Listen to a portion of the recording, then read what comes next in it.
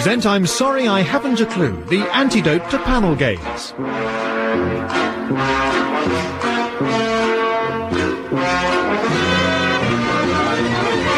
At the piano is Colin Sell and your chairman is Humphrey Lyttelton.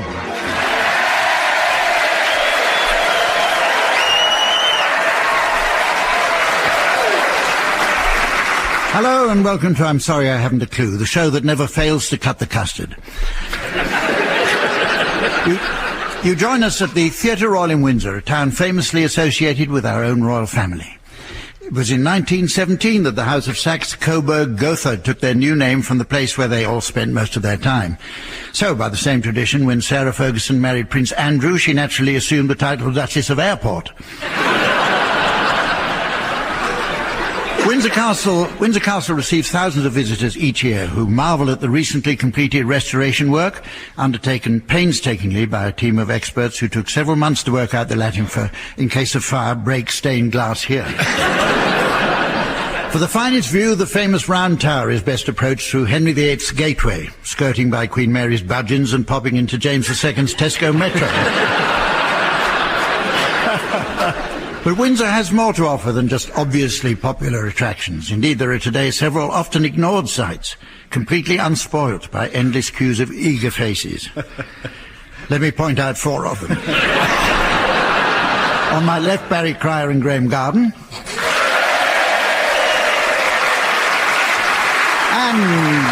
And on my right, Jeremy Hardy and Tim Brooke-Taylor. And please also welcome the lovely lady who never misses a good score, the delightful Samantha.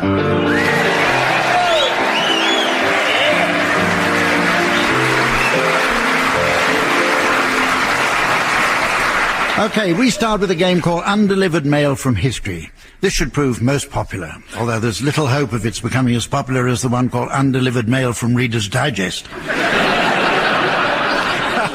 I'd like you please, teams, to suggest the contents of letters that might have changed the course of history had the Postal Service not failed that day. Barry, will you start, please? Undelivered to Edward VIII. Don't abdicate, she's a man. Tim. Dear Lord Irvine, there's bargains galore this Easter at B&Q. Yours, Tony. Jeremy. Dear King Harold, your new contact lenses are ready for collection.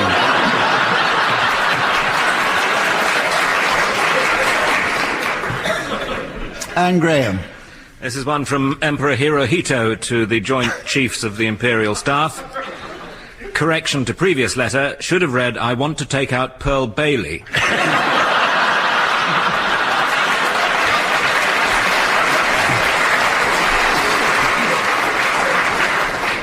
Dear Dad, everything going pear-shaped, suspect Judas, back Thursday, love Jesus.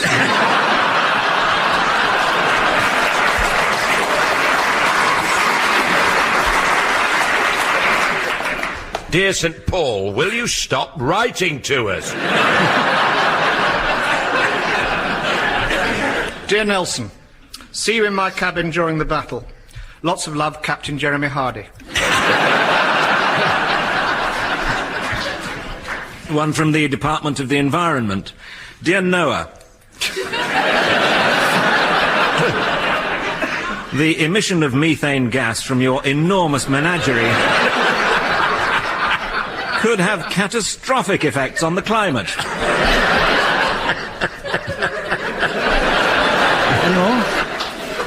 To Mozart, dear Am, saw Salieri buying rat poison, keep an eye out. Always finish on an anticlimax. Okay, then. I found one here from...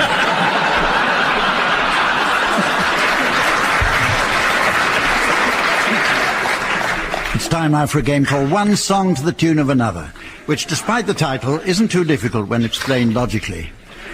In one composition, there are two elements, A, the tune, and B, the words. Taking a second composition, let's call the tune T, and for ease of working, the words Q. Selecting two songs at random, song S and song P, we take B away from S, leaving just A, the tune. And from song P, we subtract T, leaving the words, Q. With everything now split into its simplest form, we can either recombine T with B to form a new S, or A with Q to make a revised P. Well, I see the team's faces light up with the realization now that they have a choice. Go with the TSB,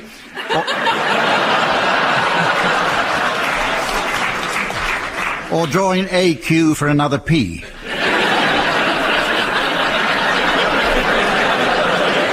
Either way, one song is combined with the tune of another. But one combination, I'm afraid, which we have no choice about, is that of Colin Sell with a piano. Barry, we'll start with you. Will you please sing the words of I Enjoy Being a Girl to the tune of London Pride?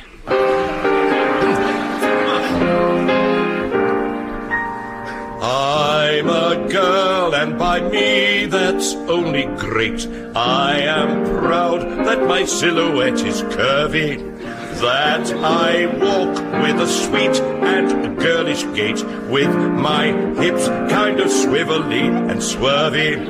I adore being dressed in something frilly when my date comes to get me at my place.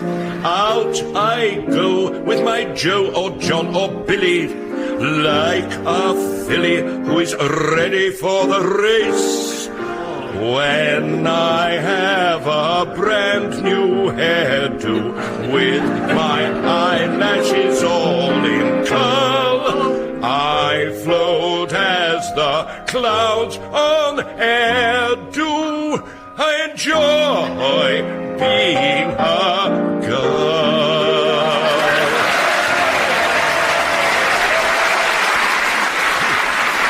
Okay, Jeremy, will you please sing the words of Every Breath You Take to the tune of Knees Up, Mother Brown?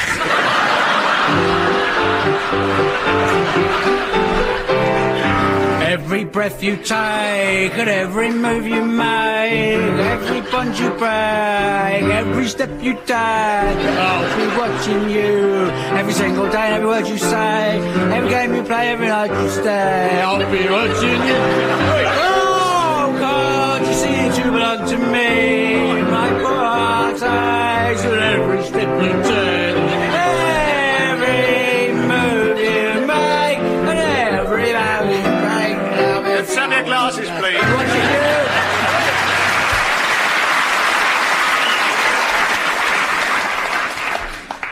Good gracious.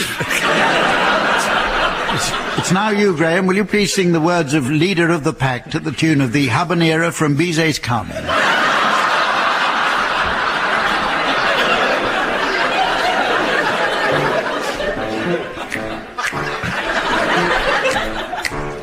I met him at the candy store. He turned around and smiled at me. You get the picture? Yes, we see.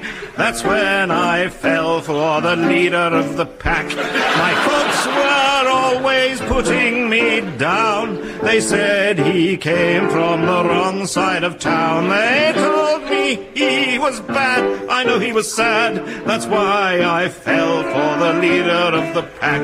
One day my dad said find someone new. I had to tell my Jimmy we are through. He stood there and asked me why, but all that I could do was a cry.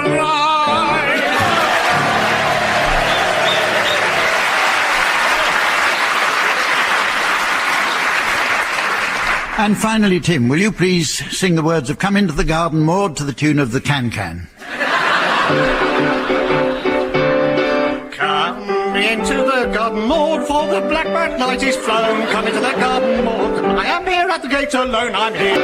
At the gate alone, queen of the rosebud, garden of girls, come hither, the dances are done. In gloss of satin and glimmer of pearls, Queen Lily and rose in wine thrown out, little head running over with curls to the flowers stay their sun. Come into the garden, Maud, the blackbird night is flown. Come into the garden, Maud, she is coming, my own, my sweet, where it ever so airy a tread, my heart would hear her beat very earth, the earthy begged. Oh, come into the garden, Maud, for the blackbird night is flown. Into the garden, I'm here at the gate alone, I'm here at the gate alone, queen of the rosebud, garden of girls, come hither, the I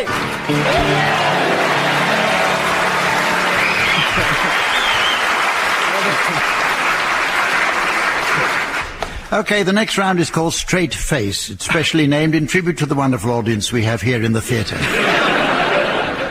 The object of this round is for our teams to take it in turns to come up with certain words on a given subject which will produce absolutely no laughter. The slightest titter, and that person is out. And that's not just out of the game, it's out of the theatre. Interestingly, the world record for this game is held by our own Barry Cryer, who once came up with 3,438 consecutive words without evoking a single laugh in response. In fact, the feat is still spoken about by the West Ruislip branch of the British Euthanasia Society.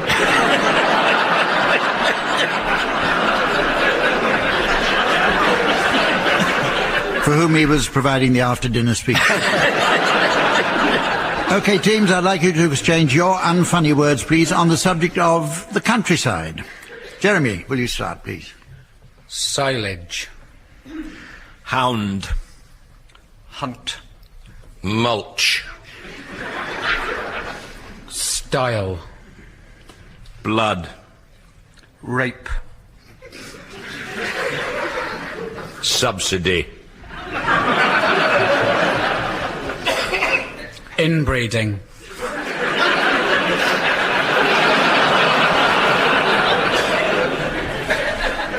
Watch it.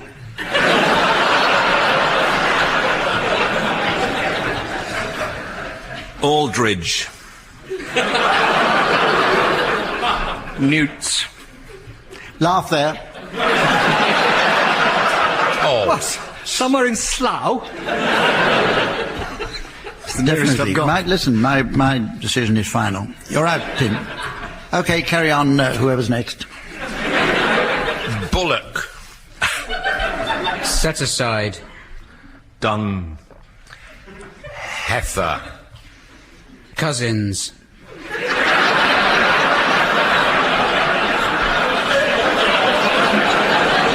Yeah, sorry, Jeremy.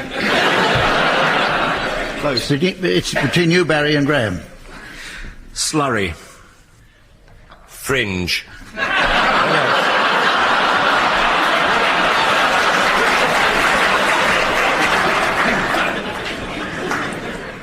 Well, we must move on. The next round is based on Monopoly. Our version was specially adapted from the popular board game by way of homage to its brilliant creator. Incidentally, homage is a foreign word of interesting derivation and can be used in various forms as petty homage, safe homage, and of course homaging a building society with a sawn-off shotgun. OK, team, Samantha has laid out the board for you exactly as we left the game last time. Tim, will you start, please?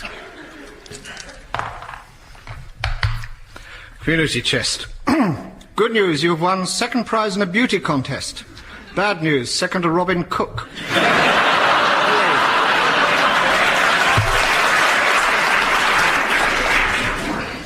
Graeme?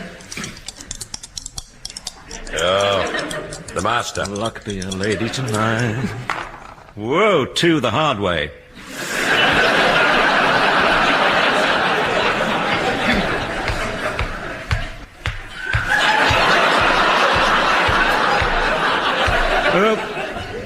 I've landed on power gen. Has anyone got that? No. I've got Mr. Bun. No, I'll buy power gen then. Buy power gen. Yeah. There we go.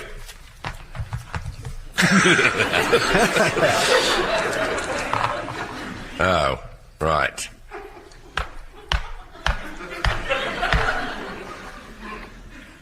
Oh, community chest. You are trapped in a lift with Robin Williams. Go straight to therapy. So be it. Jeremy. Good one.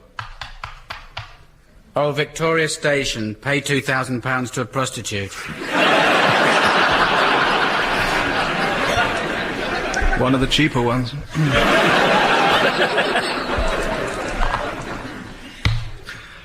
Go back to the old Kent Road where you belong, you cockney tosser.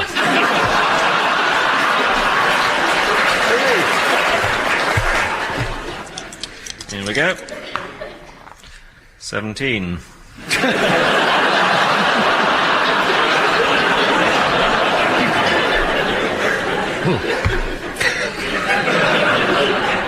Chance. Income tax paid 20p. Blimey, that's gone up. It's now time to play a game called Cheddar Gorge. In this round, I'll be asking the teams to construct a sentence by each of them uttering a single word at a time. The object is not to complete the sentence. I have the horn as usual, and when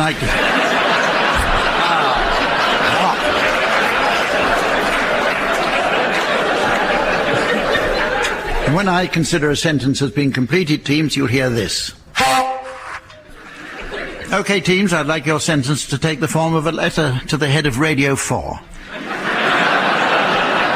Extra points will be awarded for the inclusion of bonus words. Barry, yours is enormous.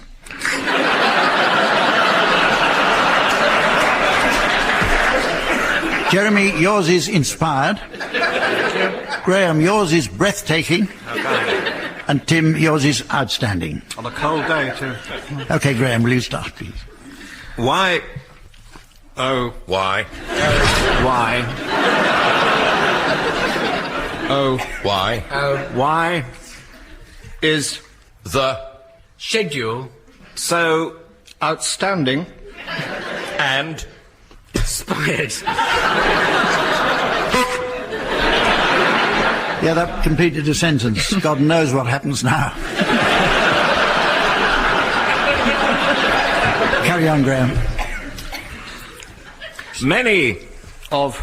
the Listeners. I thought you were out. Oh, Wait a minute, it doesn't say anything Nobody about... said he was out. That's the last game. It doesn't go out. I'm sorry, Jeremy. No. I'm not out. I'm still coming to terms with things at the moment.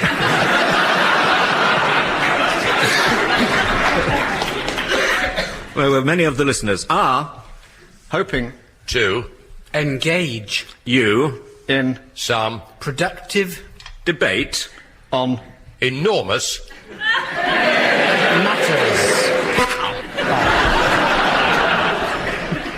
Let's have one more round of that. Go on, Graeme. I'm starting again. No, Right. you're not, Tim. why oh Why? Oh, spells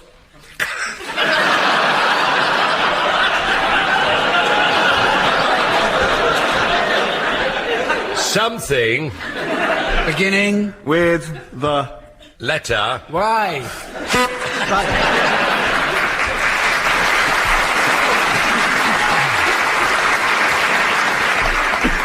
Our next round is called New Versions. It's inspired by the current Radio 4 policy of rejigging old shows and putting them in different slots. The 1 o'clock news is now followed by Mastermind.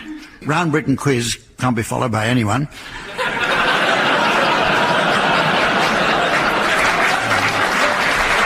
And Nicholas Parsons in the psychiatrist chair is followed by Prayer for the Day. The team's task is to act out new versions of literary classics. Barry and Graeme, I'd like you to start, please, by giving us your interpretation of Moby Dick in the style of Noel Coward.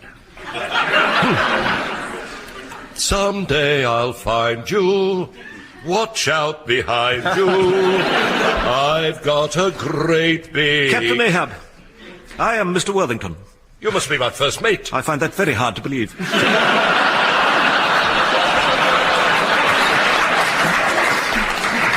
Nevertheless, call me Ishmael. What a pretty name. Thank you.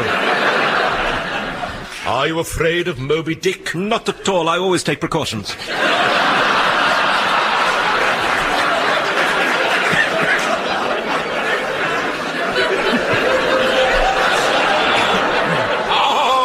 There she blows.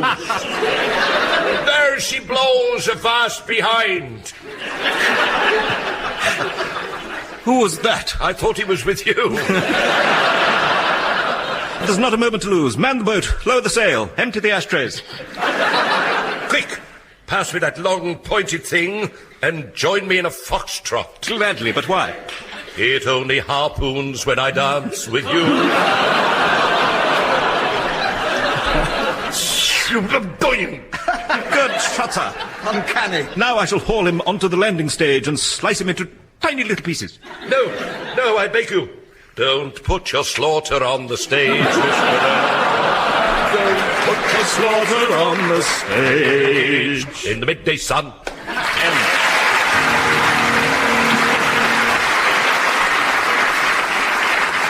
Your turn now, Tim and Jeremy. Let's hear your new version of Macbeth in the style of MasterChef. Well, tonight we have 3 contestants.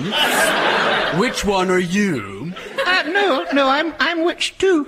Oh, I see, I see what you mean. And who are you, may I ask? I'm Thane of Cawdor and Bane of Pronunciation. I'll be making braised tongue of dog with a coulis of eye of newt. Would you like a wee taste? Now, do I detect nose of Turk and Tartar's lips? Well, my mother slept about a bit, so it's possible. Now, what about dessert? Well, I was thinking of laying on a Macduff. I'm so glad that spotted dick is out of fashion. Out, damn spotted dick, out, I say. Is this a dagger I see before me? Oh, I thought you were just pleased to see me. Next week on Master McChef, a Danish theme, we'll be making omelette, prince of dishes. I see what you mean, that's awfully good.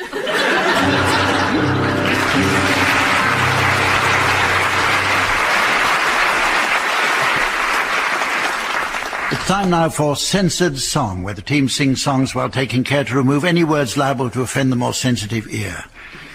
Too much smut has polluted the airwaves of late, and I'm given to understand that even this programme has made inadvertent transgressions. Were it not for a particularly keen-eared listener, we'd never have known there were filthy meanings to such expressions as melons, bristols, knockers, or huge threepenny bits. Our thanks go to the Bishop of Norwich for taking the trouble to point them out.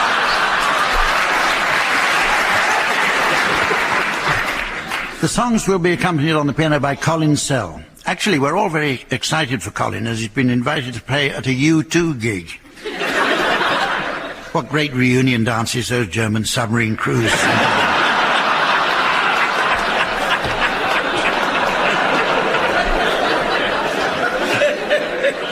OK, we'll start with you, Tim and Jeremy. Will you please provide a censored version of Leaning on a Lamppost? Hey. I'm leaning on a lamppost at the corner of the street, In case a certain little lady comes. Oh, my. I hope the little lady comes by. Don't know if she'll get. She doesn't always get But anyway, I know that she'll try. me. Oh, my. I hope that little comes. There's no other girl I could fall. This one I'd break any for. I won't have to ask. She'd never be flat. She's not a girl like that. Hey, do not ask a girl. Absolutely wonderful and marvellous and beautiful, and anyone can understand why. I'm in on a lamppost at the corner of the street in case a certain little lady.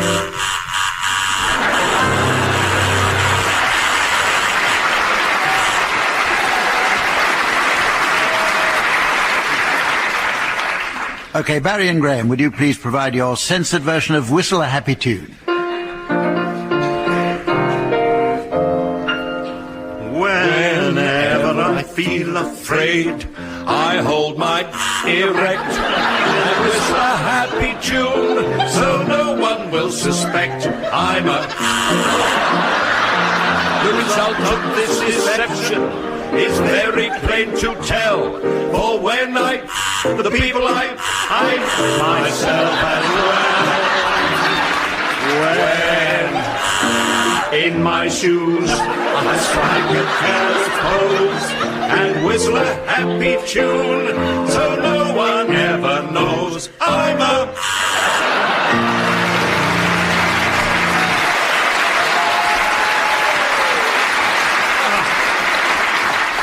Well, we're rapidly approaching the end of the show, but there's just time to fit in a round of Hairdressers Film Club. Senior stylist Samantha has been called back to the salon, where there's a regular client waiting to have his length adjusted before she finishes him off with an expert blow.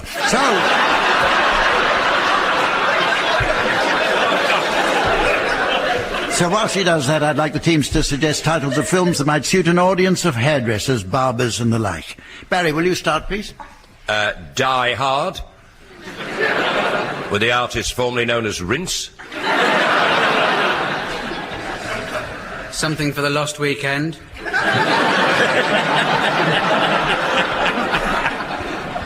Hair, the director's cut. The one you've been waiting for. Bring me the head and shoulders of our noble Garcia.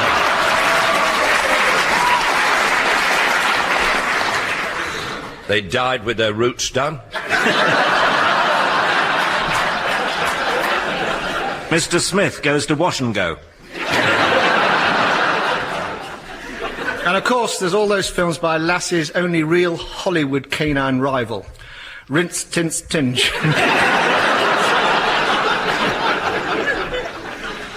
Perms of endearment. Quiff Vardis. Indiana Jones and the Last Pomade. Starring Sean Completely and Hair Extension Ford. Top Bun. And from Disney, Peter Pan Teen Pro V+. Well, as the scales of time are confronted by the Vanessa Feltz of eternity, and the cubicle of destiny is selected by the George Michael of fate, I notice it's the end of the show, so from Samantha, the teams, myself and the fine people of Windsor, it's goodbye. Barry Cryer, Graeme Garden, Jeremy Hardy and Tim Brooke-Taylor were being given Silly Things to Do by Humphrey Lyttelton, with Colin Sell setting some of them to music. The programme consultant was Ian Pattinson and the producer was John Naismith.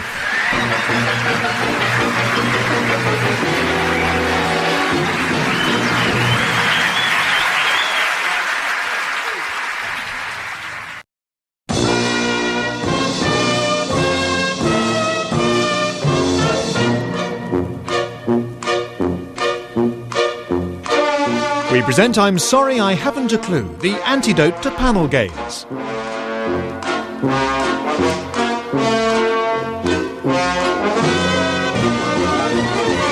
At the piano is Colin Sell and your chairman is Humphrey Lyttelton.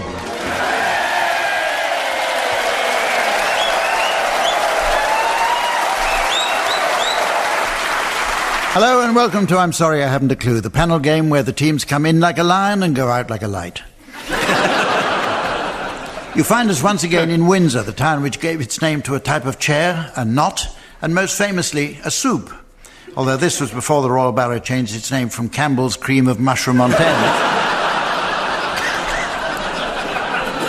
But a stone's throw across the river is Eton with its world-renowned school. According to my guide notes, Eton's most famous former pupils include the Duke of Wellington, William Gladstone, George Orwell, and Humphrey Lyttelton, the jazz musician and panel game host.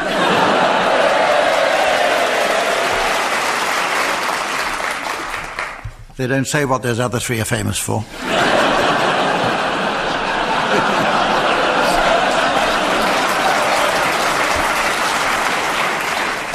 Let's meet the teams. The same four comedians were here at the Theatre Royal last week when they produced a performance that's impossible to forget. I've been to hypnosis, but it didn't work. They are on my left, Barry Cryer and Graeme Garden.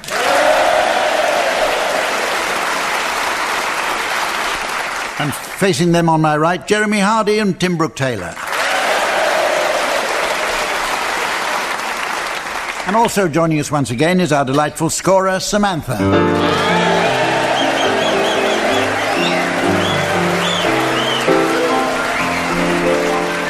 Now, as we all know, Britain and Europe are moving inexorably closer together. But we couldn't think of a game based on plate tectonics. So instead, teams, we'll play a round called Euro, TV and Radio Guide, in which I'd like you please to suggest continental versions of some of our own TV and radio programmes. Barry, will you start, please? The Cologne Ranger and his horse vessel. Jeremy. The Big Bratwurst.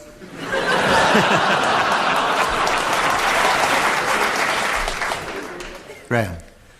Yes, in France they've got a game show where teams identify pieces of meat called Call My Boeuf.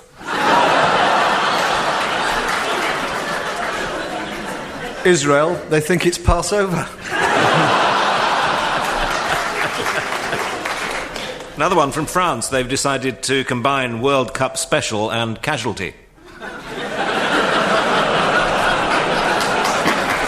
And Switzerland has combined World at War with the Money Programme. In Ireland, The Archers is now on 8 nights a week. A popular Italian sitcom called Men Behaving Normally.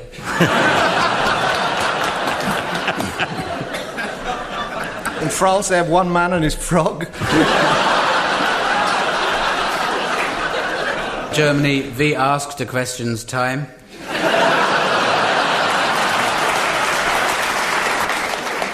Are you being served? France, they have Can Cook, Will Cook. Spain has the world at Juan. And Russia has shooting Tsars. Super Maastricht sweep. ERM. We have an amusing round now.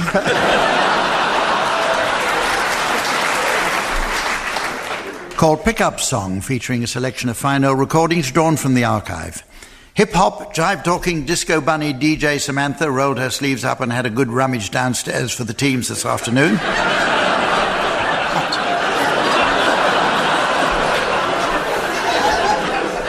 She's pulled out some dusty old 7 inches.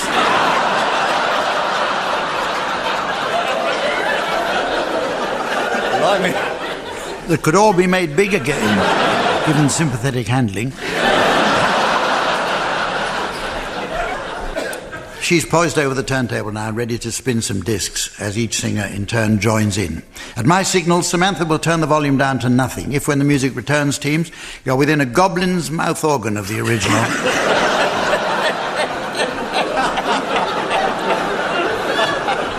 I'll be awarding points, and points mean prizes. What do prizes mean? Prize! Never works that, does it? This week's prize will give instant peace of mind to any lover of unusual animals who's worried that their pet might go astray. It's this self-addressed antelope.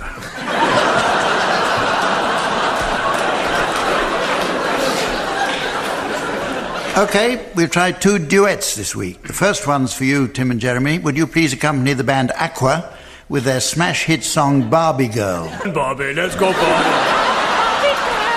In a Barbie world, life in plastic. It's fantastic. You can press my hand, undress me everywhere. Imagination, life is your creation. I'm a blonde single girl in a fantasy world. Dress me up, make it right. I'm your dolly. You're my doll, rock and roll. Feel like drama and pain. Kiss me here, touch me there, hanky panky. You can touch, you can play. If you say, I'm always yours. I'm a Barbie girl in a Barbie world. Life in plastic, it's fantastic.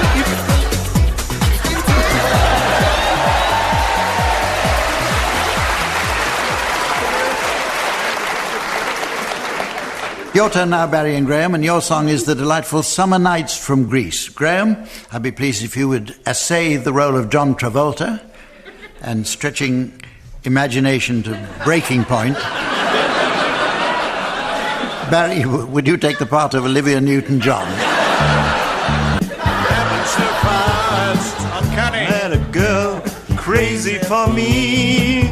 Met a boy cute as can be. Summer days drifting away, but those summer nights. Well. Tell me more, did you get very far? Tell me more, like does he have a car?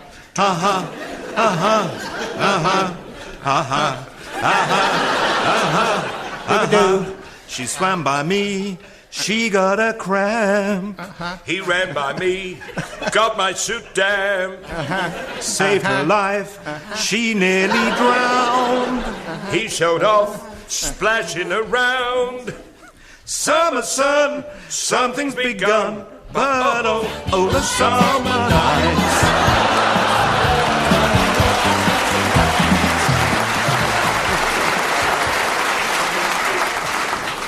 And for a derisory fee, I have to sit in the middle listening to that.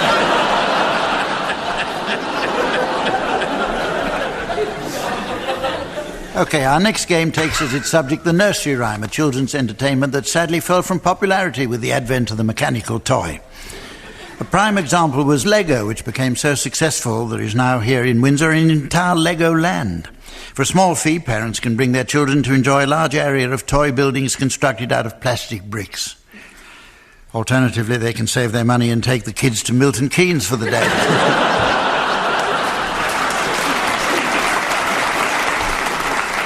In an attempt to revive the nursery rhyme teams, I'd like you please to update some traditional verses to give them contemporary relevance. Start off, Barry, please. This little piggy went to market. This little piggy stayed at home. This little piggy had roast beef. And now he thinks he's a duck.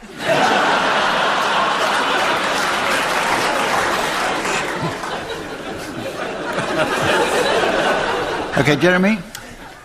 Hush-a-bye, baby, on the treetop. When the wind blows, the cradle will rock. When the bough breaks, the cradle will fall. This is a new birthing technique from France.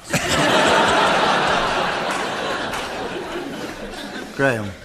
1, 2, buckle my shoe. 3, 4, knock at the door. 5, 6, pick up sticks. 7, 8, lay them straight. 9, 10, bingo!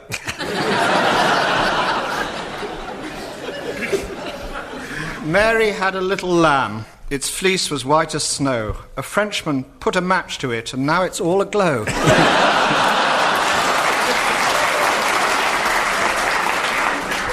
Ride a cock horse to Banbury Cross to see a fine lady on a white horse, with rings on her navel and studs on her lip. Who'd have thought nipple rings would ever be hip?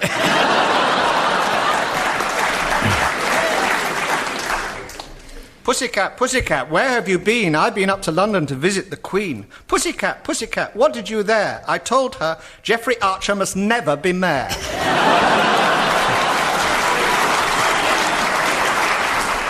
Georgie, Porgy, Pudding and Pie went into the gents. Now we all know why.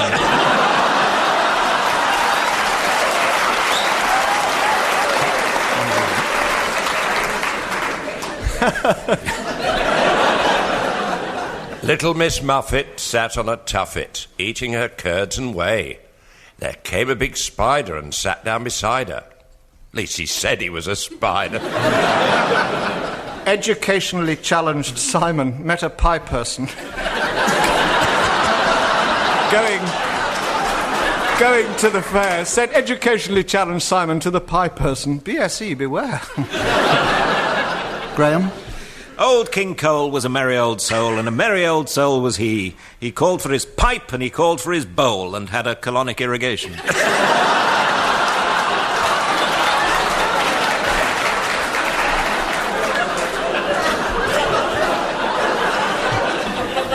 Old Mother Hubbard went to the cupboard to get her poor dog a bone, but when she got there, the cupboard was bare because she'd bought too many lottery tickets. There was an old woman who lived in a shoe. She had so many children she didn't know what to do. Obviously.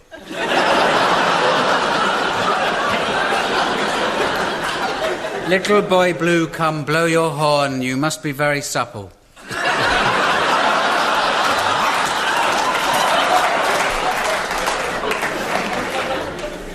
One more, Barry. Hey diddle diddle, the cat and the fiddle. The cow jumped over the moon. Little dog laughed to see such sport and scored some more stuff on a spoon.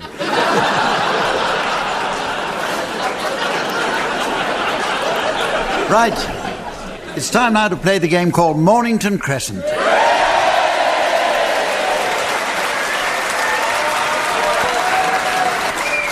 But first of all, I noticed from the pile in our listener reaction in tray, we've received almost 2 letters this week, including this one from a Mrs. Trellis of North Wales.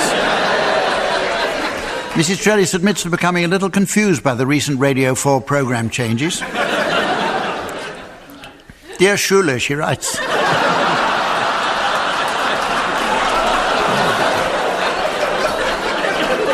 How awful they should both move the Moral Maze and change its name.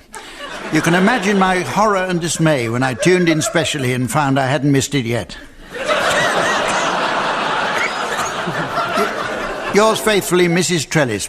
OK, on with the game, teams, and since we're close to my alma mater, Eton College, an institution that I was disturbed to read the other day was second only to Formula One for its dependence on fags, this week's contest will be played according to old Etonian rules. So, teams, all suburban routes are out of bounds, and if any 2 individuals become boxed, it's the senior player who's granted right of way. Also, if a player makes a move that his fellows, or in this case the audience, see fit to applaud, then he's officially in pop and is entitled to wear a silly floral waistcoat and to make his next move out of turn. All very sensible. Tim, will you start, please? Paddington Green. King's Road. Collier's Wood. Have you done this before? Once. But I was sick after. You're botched already.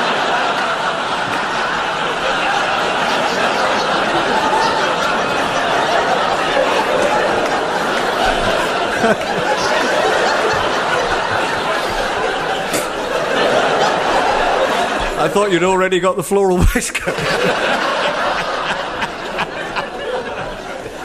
Graeme? Yeah, right. No, I'm not boxed. You're not boxed no, already? I'm sure I'm not. No, it can't be. Because I've got Fairlight Avenue. Ah, yeah. Hatton Cross.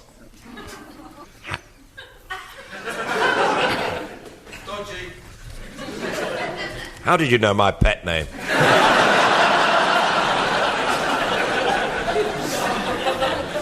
Queensgate. Walthamstow Central. It's not boxed. It's not boxed. No. It's Princess suburban. Terrace, I can go out of order, Yes, senior. you can. Yep. No, you can't, because it's not boxed. No, he was, though. He That's was, Well, I think though. it was, wasn't it It's a suburban? question of whether it is now. Well, he's in pop now. Is I could go out of what it order then. Yeah. Adjudication, please, Humph.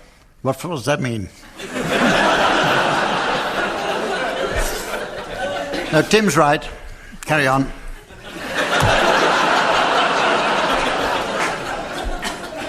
Clapham Common. Hounslow West. Wandsworth High Street. No, wait a minute. No, Hounslow West, surely. That's not. That's boxing. That's not. No, not that's with it. something when people belt the living daylights out of it. No, Hounslow East would have been boxing, but West's OK. Oh, Yeah. right. Playing those rules, are we? Fairlop. Oh, not again. I can only go Tottenham Court Road. It's not a bad thing to do, actually. Walks Well, right, I- walks nothing else I right can into do. it. Yeah. It's that or be sick it's again, I think. walking right into it. Highgate. Hounslow East. Mornington Crescent. Yes. Yes.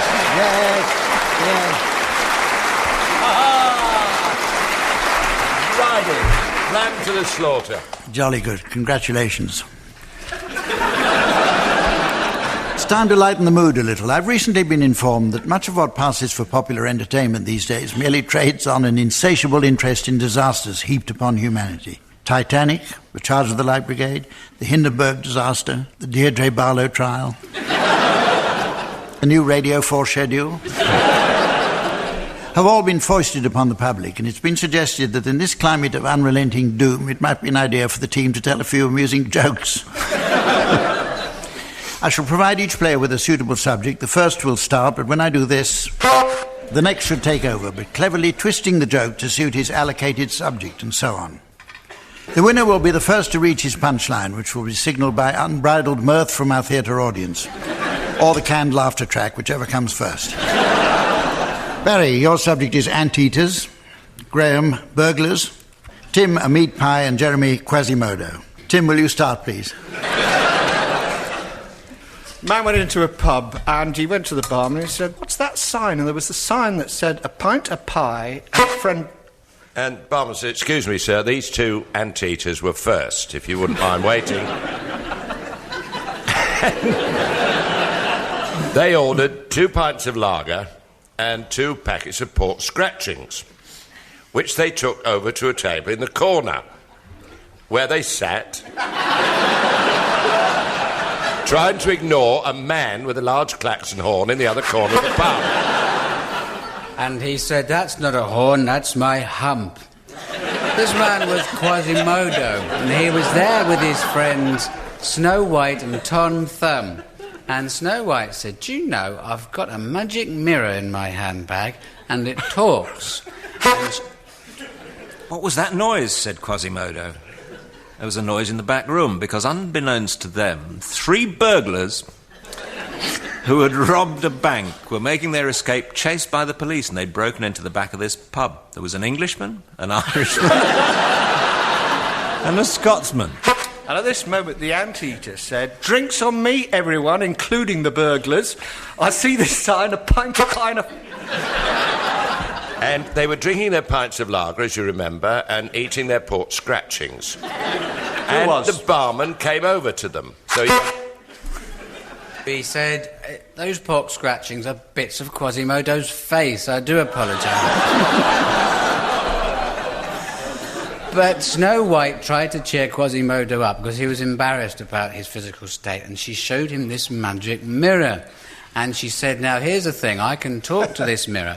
And she said, "Mirror, mirror, out of my handbag, who is the fairest?" Nobody move. Said the anteater. "Can I have a word with you, Snow White?" the barman was still worried about the 2 anteaters, and he came back to the table yet again and said, "Are those pork scratchings all right? I can replace them, or you can have your money back." And they said, "No, these pork scratchings are fine." So he went away. And they carried on with no regard at all for what was happening with Snow White and this mirror. "Mirror, mirror, out of my handbag," she said, "who is the fairest of them all?" "Why, you, Snow White," said the mirror, talking in a loud mirror-like accent. And she said, "Have a go at this, Tom Thumb." And he said, "Mirror, mirror, out of Snow White's handbag, who is the shortest of them all?" And he said, "Why, you, Tom Thumb." And then they said to Quasimodo, "Go on, Quasimodo, have a go with the mirror." And he said, "No, I don't like it, so I'm not really big on mirrors." And they said, "I'll tell you what, take it over in the corner. We won't listen, and you can come and tell us what the mirror said." So he goes over and he talks to the mirror, and he comes back a couple of moments later and he says, "Who the flip's Anne Widdecombe?"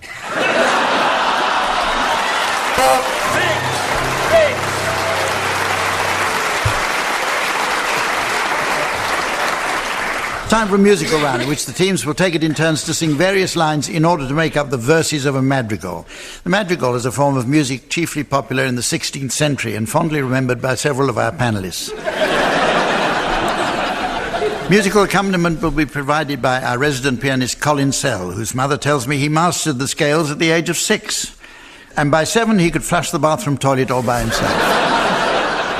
OK, I'll provide you with the subject teams, which I'd like you to continue in madrigal form, taking 1 line each until you hear this noise. The subject is President Clinton. Jeremy, will you start, please? As I walked out one May morning, all in the White House grounds. From out the Oval Office, I heard such curious sounds. I peeped in through the window and saw Bill standing on a bucket. I said, "What are you doing?"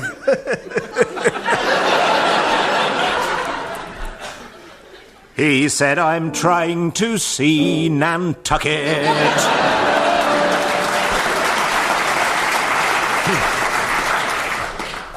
The president then asked me, "Have you seen my White House staff?"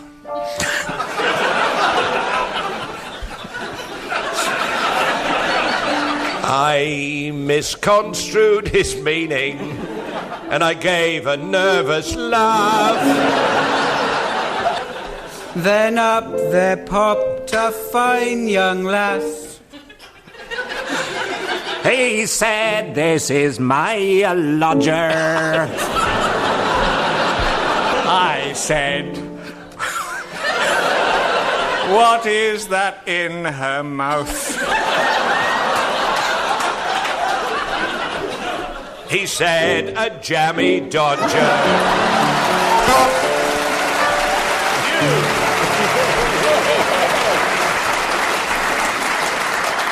Well, it's very nearly the end of the programme, but there's just time to announce some late arrivals at the hoteliers' ball. Before we start, Samantha has to pop off to continue her evening job trying out country house hotel rooms for a travel guidebook. She tells me she enjoys a different local inn every night. Meanwhile, I'd like the teams to please announce the names of their late arrivals at a ball for hotel owners and the like. Tim, will you start, please? Will you please welcome Mr. and Mrs. John Smith, Mr. and Mrs. John Smith, Mr. and Mrs. John Smith, Mr. Humphrey Lyttelton and Rita Goodlay. Sorry, Mr. and Mrs. John Smith, the famous trumpeter and composer of Bad Penny Blues, and his lead vocalist. Mr. and Mrs. Tring for large parties, and their daughter Kay Tring for large parties. Mr. and Mrs. Barr and their daughter Minnie Barr.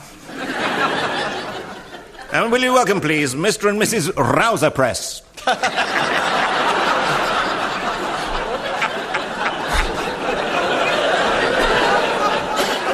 And their son Corbett Rouserpress. From Ireland, the Ference Facilities, and their impressive son, the excellent Conference Facility. God bless you, sir. And from even further afield, the Sultan of Cap, and his flattering son, the complimentary Shah Cap.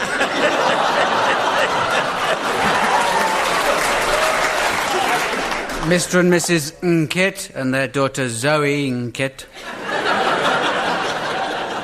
All the way from Wales, Mr. and Mrs. for phone calls made after paying the bill. And their son Owen for phone calls made after paying the bill. And will you welcome Mr. and Mrs. Bennett, £17.50 for a continental breakfast. And their son Gordon Bennett, £17.50 for a continental breakfast. All the way from Scotland, Mr. and Mrs. Brake, and their son Weekend Brake.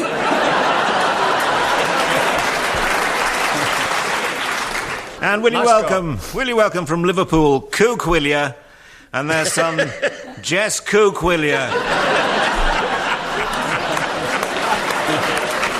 Will you welcome, please, Mr. and Mrs. Actuate down the fire escape and assemble in the car park, and their daughter, Evacuate down the fire escape, assemble in the car park. And a warm welcome for Mr. and Mrs. Speaking Hammerhell Pugh, and their daughter, Tracy Speaking Hammerhell Pugh.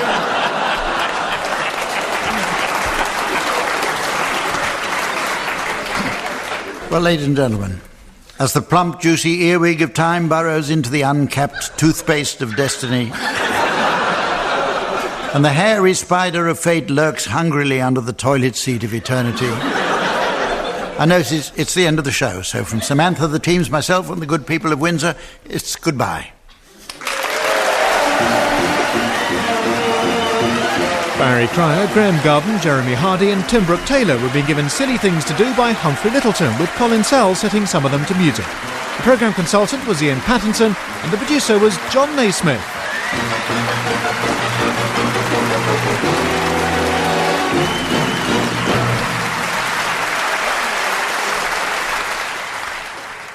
Those updated nursery rhymes were brilliant, weren't they? That show was first broadcast in May 1998.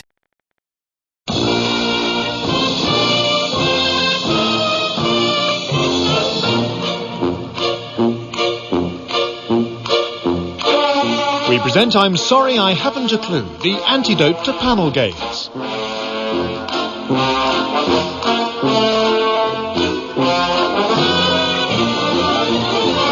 At the piano is Colin Sell and your chairman is Humphrey Lyttelton.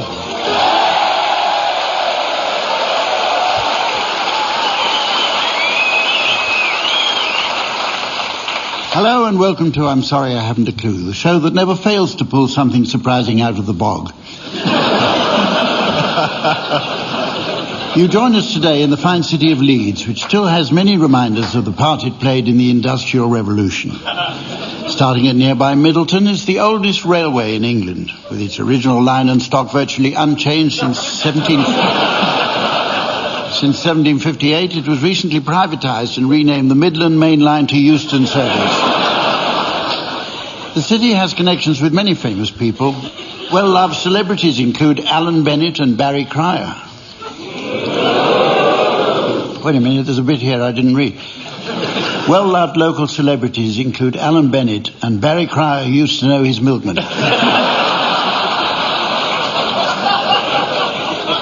We're guests today of the City Varieties Theatre. This, the undisputed home of old-time music hall, is famous for folk who sport Edwardian costume, and I noticed that our team members are dressed in suits of similar vintage. They are on my left, Barry Cryer and Graeme Garden. And on my right, Paul Merton and Tim Brooke-Taylor.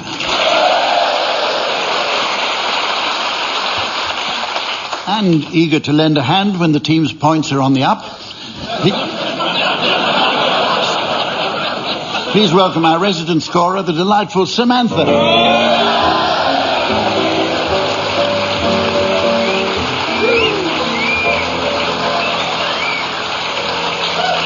Okay, let's start with round one this week, which appropriately enough is called Famous First Words.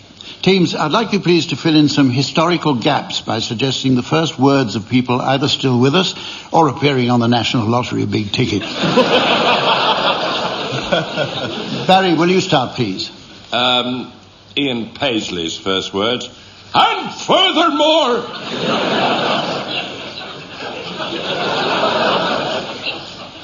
As if he'd been saying something earlier. Paul.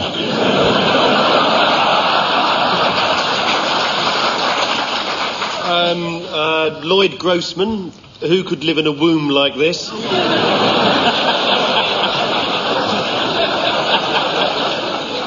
Graeme. Tony Blair. You're right, Mum. Labour leaves you knackered. Tim. President Clinton. Nurse, would you mind putting your hand on this?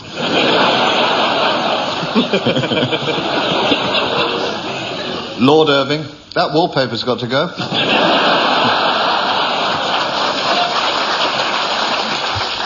William Hague. I'm always going to look like this.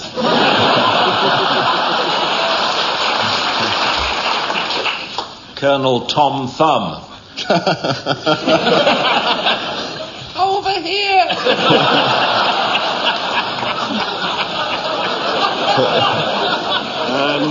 Mrs. Thatcher, now we are a baby. David Frost. So what's it like to be my mother then? You must be very proud. Winston Churchill. I'm always going to look like this. Robin Cook. This is the best I'll ever look. Bernie Ecclestone. Over here! Charlton Heston, I parted the waters myself. OK. Right, it's time now for an old favourite called One Song to the Tune of Another. A game which neatly combines both its title and its rules in one. Using the description of a game as its title still goes on in some countries, particularly in China. Literally translated, the Chinese for snooker is use thin rod to clear table of coloured balls. Skating is translated as catch frostbite while falling off metal shoes. Darts as fat blokes get drunk. And rugby as push face into buttocks of man in front. Which coincidentally is also the title of the new BBC Management Training Manual.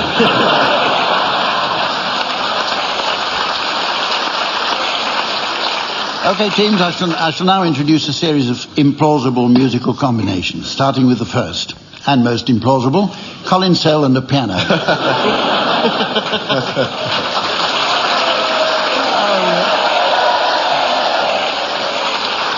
Tim, I'd like you to start by singing the words of the theme to Friends to the tune of Jerusalem. So no one told you life was going to be this way. Your job's a joke, you're broke, your love life's DOA. It's like you're always stuck in second gear when it hasn't been your day, your week, your month, or even your year. But I'll be there for you when the rain starts to fall. I'll be there for you like I've been there before. I'll be there for you 'cause you're there for me too. I'll be there for you 'cause you're there for me too.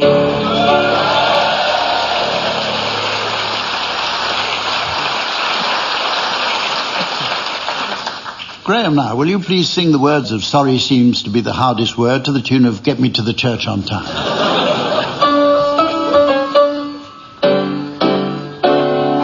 What have I got to do to make you love me? What have I got to do to make you care? What do I do when lightning strikes me and I wake to find that you're not there? What do I do to make you want me? What have I got to do to be heard? What do I say when it's all over? Sorry seems to be the hardest word. It's sad, it's so sad, it's a sad, sad situation. And it's getting more absurd, it's sad, it's so sad, why can't we talk it over? Always in what sorry seems to be the hardest word. What do I do to make you love me? What have I got to do to be heard? Oh, what have I got to do to be heard? Hey!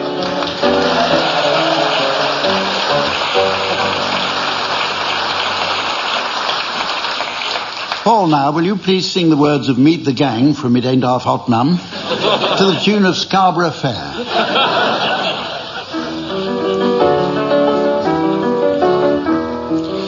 Meet the gang, 'cause the boys are here. The boys to entertain you with music and laughter to help you on your way. Raising the rafters with a hey, hey, hey. The songs and sketches, the jokes old and new. With us about, is that note again? You won't feel blue. So meet the gang, 'cause the boys are here. Sing lofty.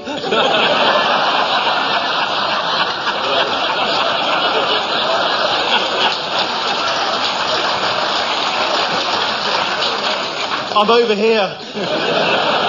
The boys to entertain you. Oh, bravo.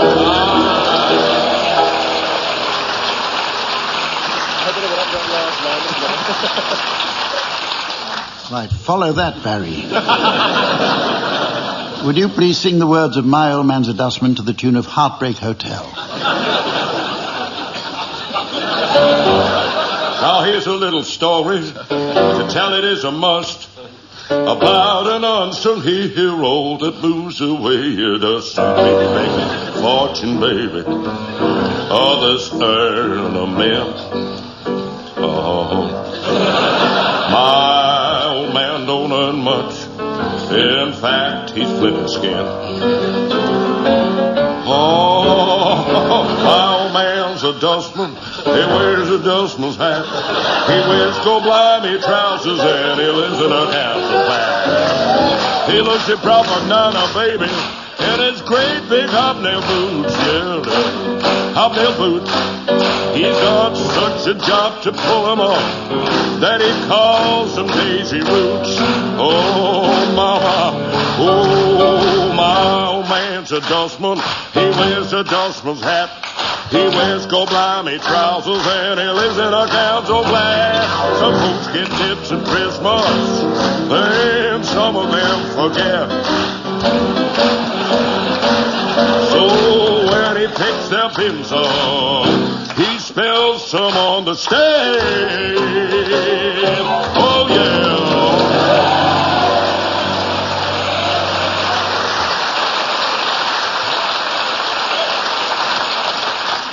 Well, that got him going. I knew he wasn't dead.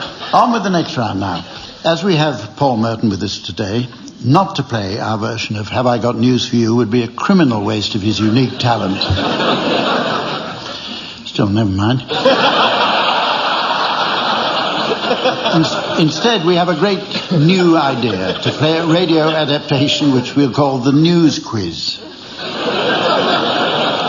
We start round one with a cutting which will be read by Samantha.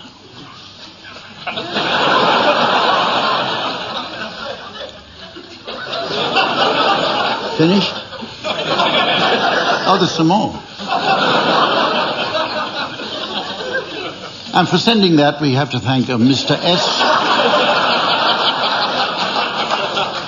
S. Rushdie of Flat B, 15 Maple Court, Swindon. As we've never played this before, teams, we've got a lot of catching up to do. So, Tim, can you guess which story is hidden behind this cryptic clue? Whose creation made him go all weak?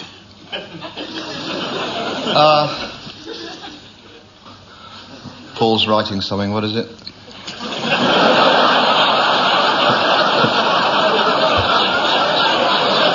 Take your hand off my knee. Oh, sorry. No, I think it's Nigel Xlax. It's the anniversary of his birth. Who, amazing man. You all know his legendary invention. They still talk of the day he passed a driving test.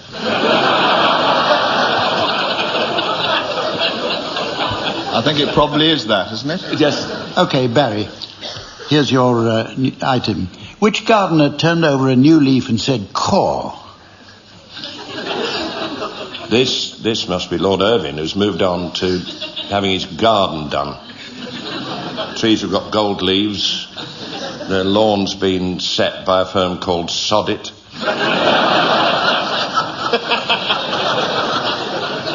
And even the grass is imported. It's Colombian grade A.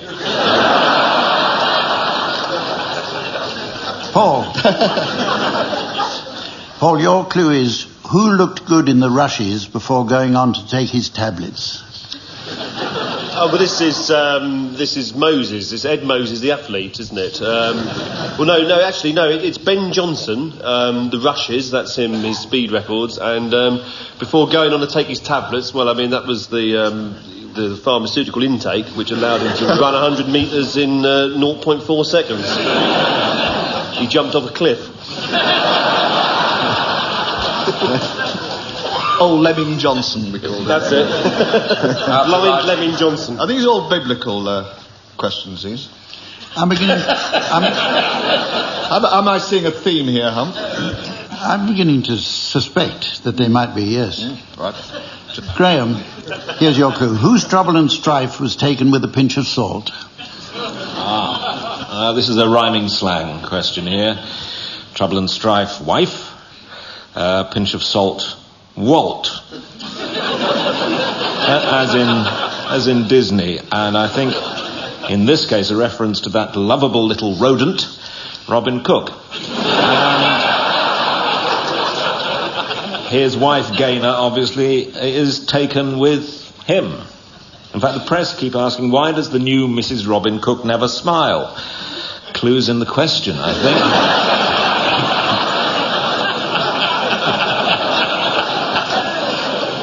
My card says, let's hurry along to our next game. Now, as many of you know, Leeds is one of many provincial destinations to which we've come as part of the BBC's ongoing programme to dispel the myths and stereotypes about regional Britain. Which brings us to our next game. A op mother.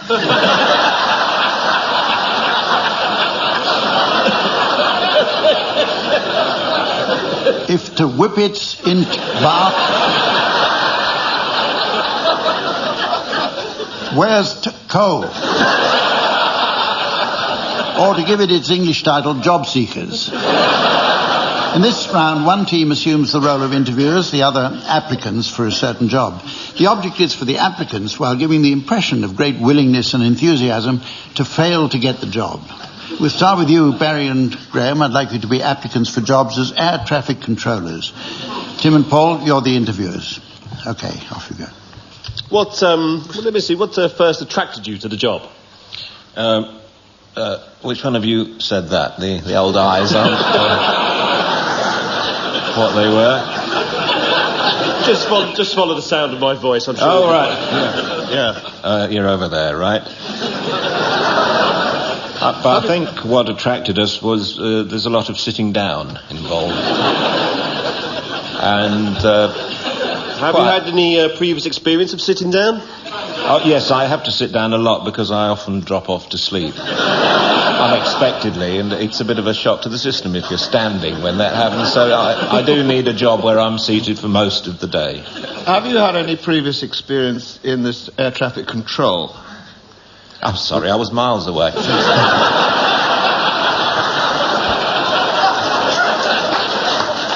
Do you mind if I pop out for pee for a minute? It's just the old problem, you know. I can't be more than 2 minutes sitting in the same place. Oh, that's all right. We've got a bucket in the corner. We've put in for a lottery grant to get a commode. Yes. Will I be able to see it from where I'm sitting? You'll be able to smell it. So when can you start work? Any time. Oh, any time. Tuesday? Tuesday? Oh, blimey, sorry, I just had one of my panic attacks. I get them now and again. Well, finally, I mean, are you familiar with the latest radar systems? Sorry? Oh. Radar. Oh, yeah, I never miss an episode. MASH. My favourite, MASH. You never watch it, do you? I don't watch much television because, you know, if I watch a screen for any length of time...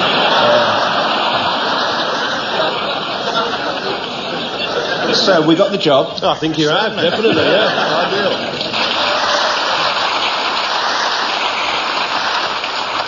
Right, let's try that the other way around. Tim and Paul, you can be applicants for jobs as vets. Barry and Graeme, you're the interviewers this time. Oh, well, welcome to the surgery. Thank you. Thank you very much. Yes, a vet. What had attracted you chaps to the job in the first place? Well, I like working with people.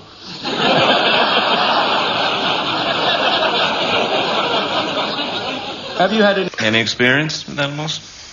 I was a butcher. Yes. And I was a butcher's mate. Slaughterhouse, 3 or 4 years. Yeah. Well, you certainly know your animals. Well, not for very long.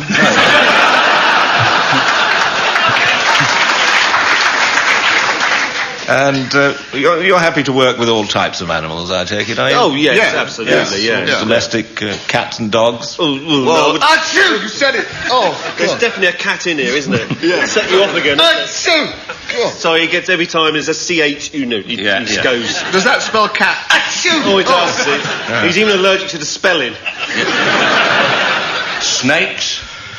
I don't like snakes myself, actually. No, they bring me out in a rash. Sort of eczema. Oh, yeah. Horses? No, just eczema, really. Well,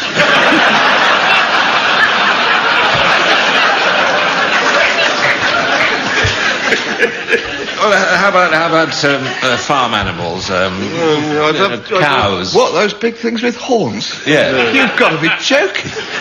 Well, I'd be no good with cows. I've got very short arms. Yeah. Gerbils?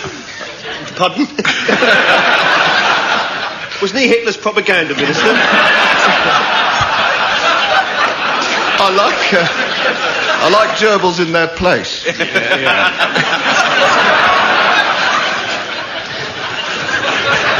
You can never shift them, I find. Have we got the job?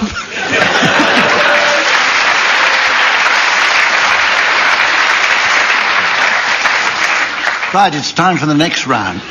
Last week, teams, I received a letter from an elderly listener who complained of finding many of the rounds hard to follow and suggested that we played a good old-fashioned game like Scrabble. So impressed was I by the suggestion that I immediately decided in modern BBC parlance to be proactively and non-financially customer responsive, or as we used to put it, rip the idea off without paying for it. So, teams, let's try. You know the rules. Samantha has already given you your allocation of letters, and I've got a large dictionary in front of me should any dispute arise. Barry, we'll start with you. Can you make a word? I thought I'd got flatulence there for the minute, but...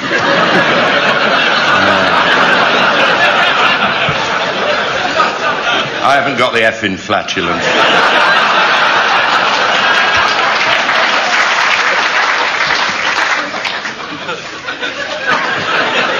No. You can't do anything. Can't do anything. Paul? Getzrick. Git. Yeah, but that's just the order the letters are in. I could get another one, probably, if I just... Tigosura. I've got the Bosnian version of the game here. Graeme. Got 7 letters here. Whoa! Quinquagesimal.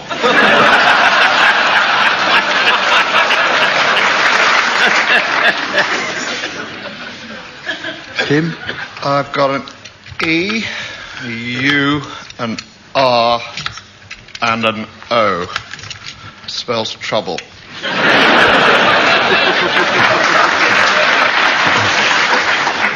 Barry? I've got... Oh, wait a minute. W-E-T-H-I-R. Worst spell of weather I can remember.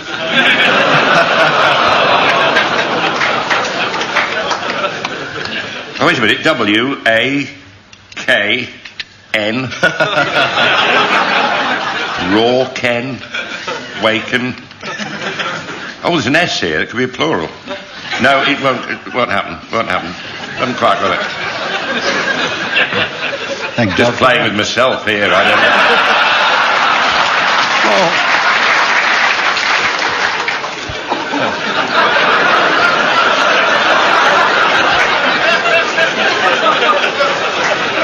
Come on, Paul.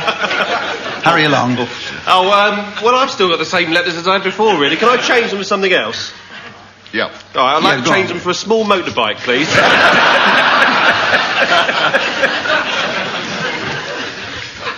I've got X, F, T, Z, Q, J, B. I know it's a proper word because I read it in The Guardian. I think it's my turn, though. Yes. Ooh. Get down. I can make Whiteley. Make him what? Oh, no, I can't. No. I haven't got the sense of timing.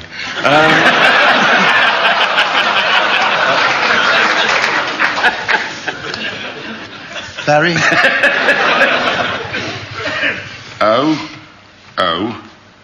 Umagulis. African bird. Is that the bird with the short legs? That's right. Look. And the huge wingspan. Doesn't like landings. So goes on the roof.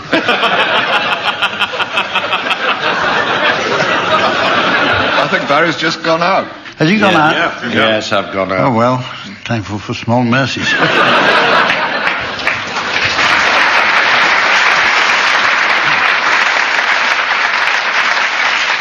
Well, we're rapidly approaching the end of the show, but there's just time left for the Welsh Film Festival.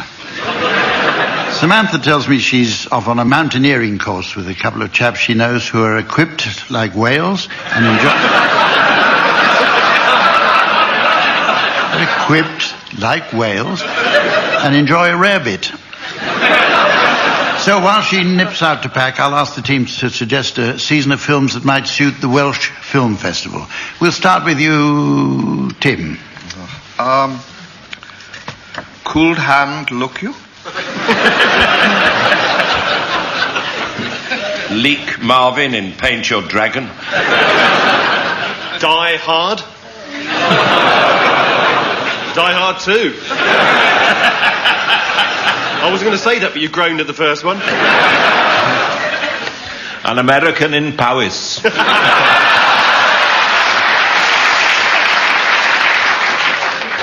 The one you've all been waiting for. Bring me the holly head of Alfredo Garcia.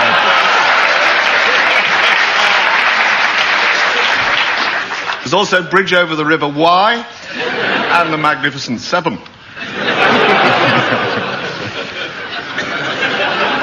The Llanfair po Cyngwyth Gogerydd Cwndrobydd Llantysilio go-between.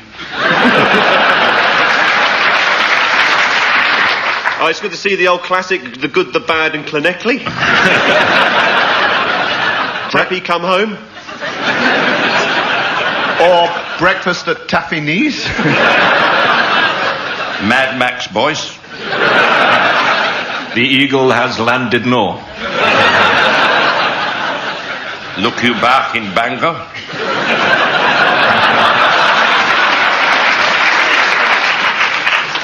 Hugh Dares Gwynedd.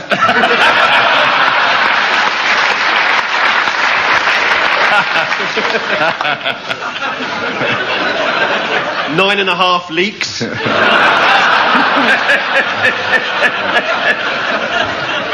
Evans Can Wait. Shake, Rattle and Rill. The Outlaw Josie England.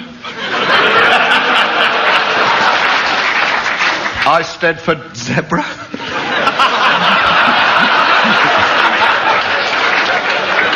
A fish guard called Rhonda. And the tragi-comic romance, Sheepless in Seattle.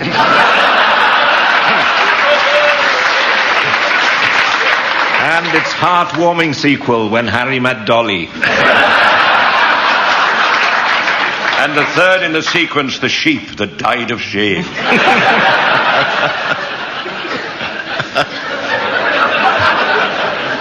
And so... Bob and Carol and Dill and Thomas. Haverfordwest was one. And so, ladies and gentlemen, as the blue cagouled rambler of time confronts the colourblind bull of destiny, and the dead pigeon of fate decomposes in the water tank of eternity, I notice it's the end of the show. So from Samantha, myself, the teams and fine people of Leeds, it's goodbye. Tim Brooke-Taylor, Barry Cryer, Graeme Garden and Paul Merton will be given Silly Things to Do by Humphrey Lyttelton, Colin Sell setting some of them to music. The programme consultant was Ian Pattinson and the producer was John Naismith.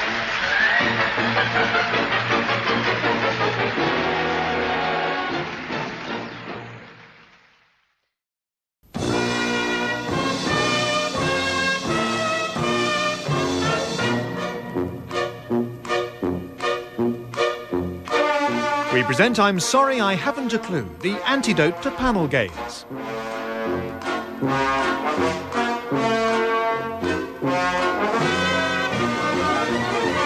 At the piano is Colin Sell and your chairman is Humphrey Lyttelton.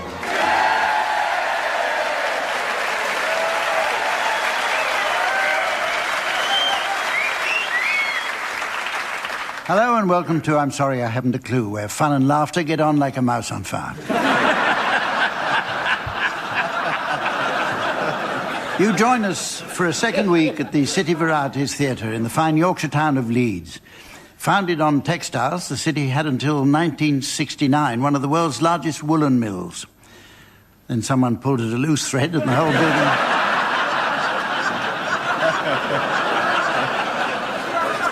the whole building unravelled. No visit here would be complete without taking in the City Art Gallery. Sadly, Rossetti's famous pre-Raphaelite portrait of the young Queen Victoria as the goddess Aphrodite drinking from the fountain of Zeus is no longer on show. It was found to be a fake when cleaning revealed she was wearing a Leeds Rugby League club jersey. A silly mistake, as Queen Victoria was, of course, a Hull Kingston Rovers supporter.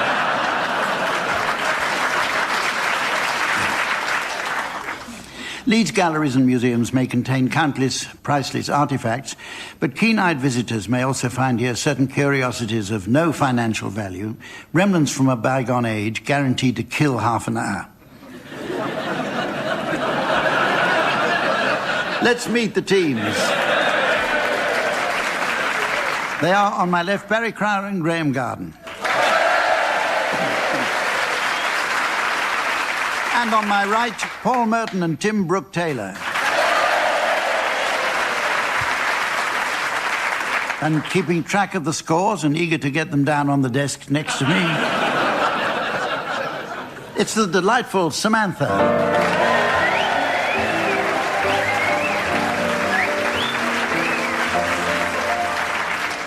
We'll start with a round called Historical Headlines. Reporting the news in the olden days was a difficult business. In medieval times, they'd employ an old man to stand in the town square shouting at passers-by. And there's an interesting connection with our own Barry Crowder. Apparently, Barry's first ancestor would roam the streets of medieval England wearing a red coat with a funny hat and a little bell. In fact, if the family hadn't changed it, to this day, Barry would still bear the surname Noddy. OK, teams, in this round I'd like you to imagine how today's newspapers and periodicals might have reported certain historical events. The event is King Arthur creates the Knights of the Round Table. Barry, will you start, please? Daily Mail, King vetoes dome, orders round table. Exchange and Mart, for sale, 1 square table, unused. And from The Guardian, corrections and clarifications. Yesterday's headline, Arthur beds Guinevere, should have read Arthur weds ginger beer.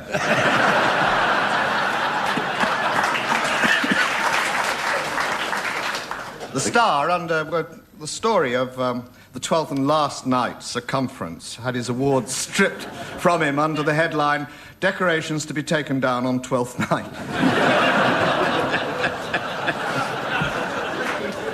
There's one in the Express. Who gets a seat at round table? It's a lottery, says Camelot boss.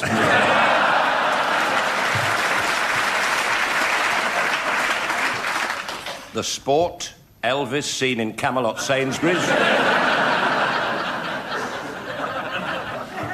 The Daily Star, round table, Camelot Knights ride back to MFI to collect missing wingnut.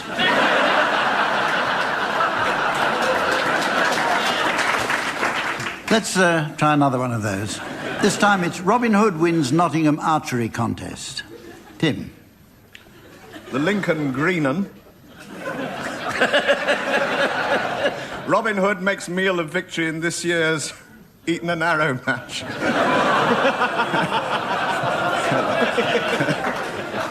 This is a repeat. Daily Mail, Archer called Geoffrey to stand for sheriff. In the Robin Hood wins Nottingham archery contest was covered in the Yorkshire Post under the headline, Another Doublet and Hose Ban. And in the Express, headline said, Tournament starts 15 minutes late. Outrage as Archers moved to 2 o'clock.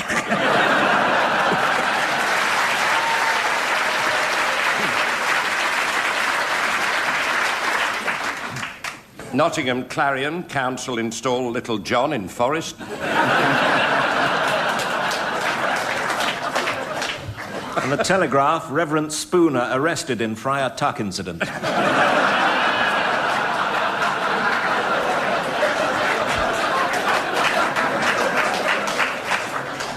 It's now time for the teams to sing. A signal for housebound music lovers everywhere to consult their copy of the Geneva Convention. The round is called Pick Up Song, where all that's required is a few discs and a gramophone to play them on. Samantha has specially selected some hit singles from her collection, and I noticed her 45s are already stacked up and ready to spin. Teams, you should sing along until at a random moment Samantha turns the volume down. Keep going all the while, and if when the music returns you're within a gnat's crotchet of the original record, I'll be awarding points. And points mean prizes. I'm not going to ask the audience what do points mean, because it always ends with mindless, idiotic shouting. All right, what do points mean?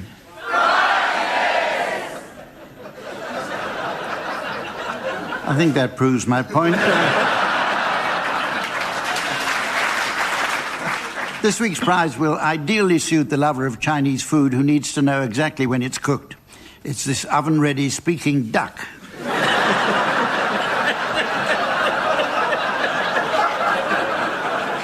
We'll try a couple of duets again this week. Tim and Paul, would you please accompany Frank and Nancy Sinatra? If we go someplace to dance, I know that there's a chance you won't be leaving with me. And afterwards we drop into a quiet little place and have a drink or two.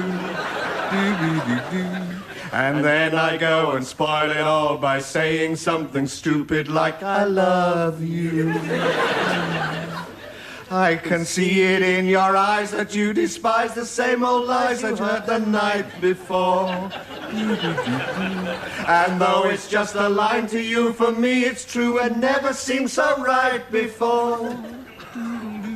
I practice every day to find some clever lines to say to make the meaning come true. Practice every day to find some clever lines to say to make the meaning. Your turn, Barry and Graeme. Please accompany Esther and Abby Oferim singing Cinderella Rockefeller.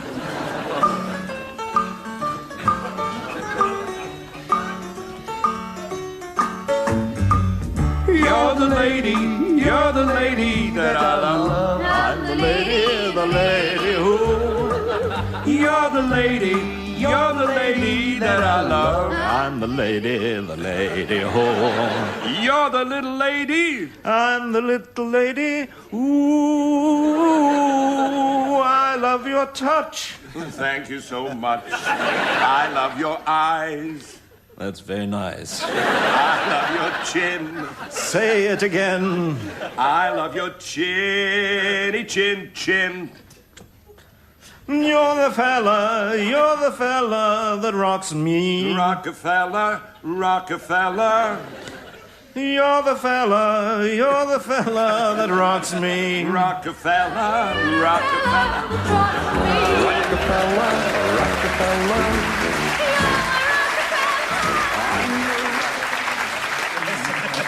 Points failure at Peterborough. What do points mean?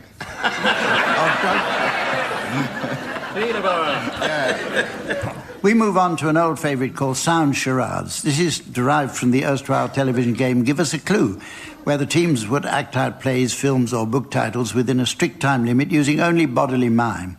And what a fine entertainment it was. Fans still speak in hushed tones of the day Una Stubbs, her hands a blur, managed 3 men in a boat in less than 90 seconds.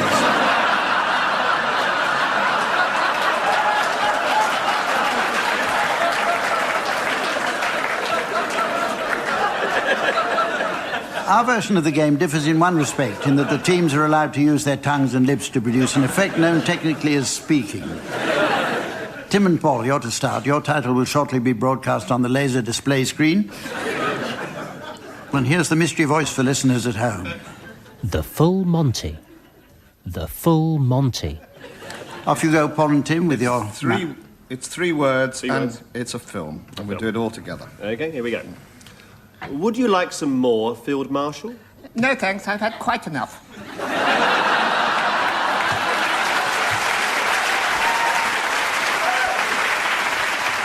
Well, Field Marshal Slim, Field Marshal Haig. Is it the full Rommel?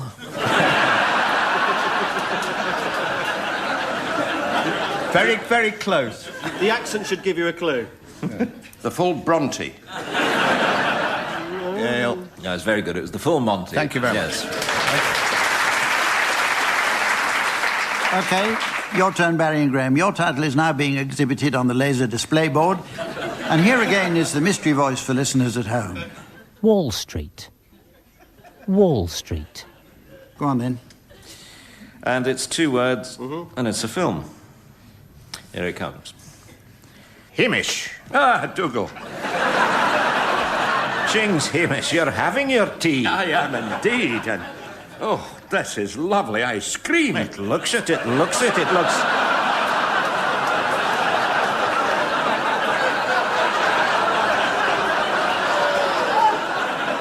It looks a real treat.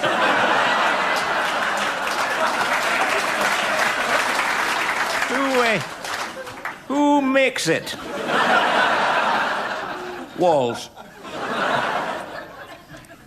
Any idea, Tim? No, not at all, no. Ice cream got a reaction. Yes, it did. Glass. Ben and Jerry, Tom and Jerry. Who made the ice cream? Walls. Something wall. Is it in the title, Walls? Walls is in the title, yeah. The Walsall story. And the ice cream was a real... Treat. Wall Street.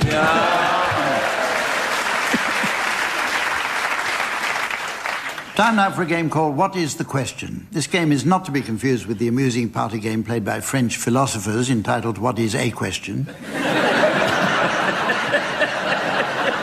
For those of you who've never been to a party with French philosophers, they are fun people, very fond of party games. Favourites include I Spy, therefore I Am, Deconstruct the Parcel, and of course, pin the tail on the externalised image of the long-eared quadruped. OK, teams, now I'll read out a series of answers, and I'd like you please to suggest the original questions likely to have prompted them. OK, Tim, here's the answer. What's the question? A royal flush. What follows a royal we?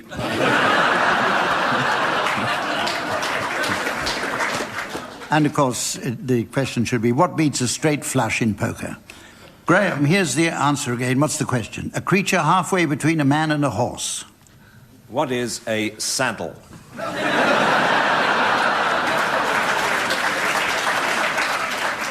Paul, now, your answer.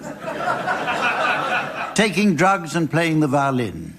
Ah, yes. What are the 2 most effective forms of contraception?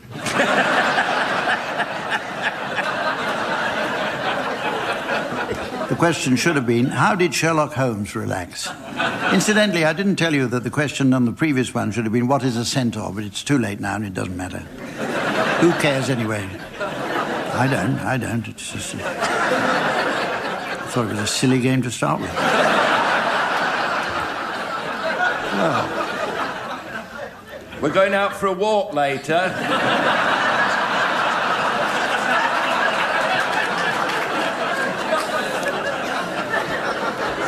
I haven't got your trousers, you've got them on.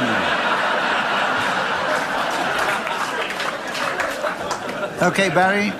Barry, your answer is pensioners and buns. You'll get him going. Name 2 things you can often see in a post office. If you take some buns.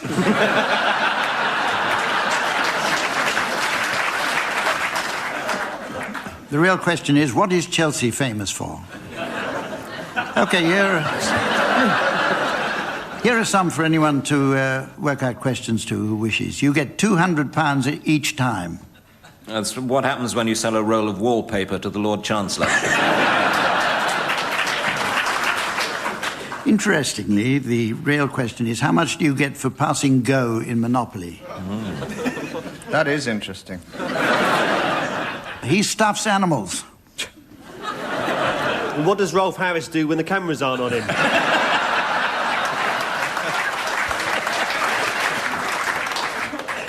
How about this one? It always comes back. What happens when you thought you'd seen the last episode of The Last of the Summer Wine? Or, it always comes back. What's the worst thing about being ill out of a train window?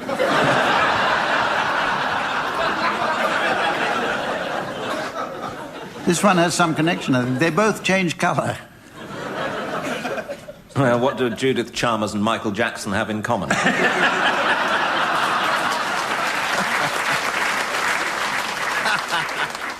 The real answer, or the real question rather, is what connects chameleons and traffic lights?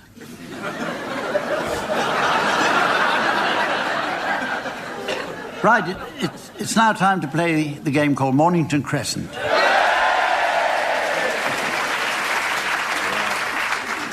But first of all, I noticed there's a splendid card on the mantelpiece to mark the official reopening of Mornington Crescent Tube, and sent to us by a Mrs. Trellis of North Wales. Mrs. Trellis has taken the trouble to find the appropriate Gordon Fraser special occasion card. On the front it says, Happy Northern Line Underground Station reopening. Above a picture of a vintage car with a set of golf clubs in it.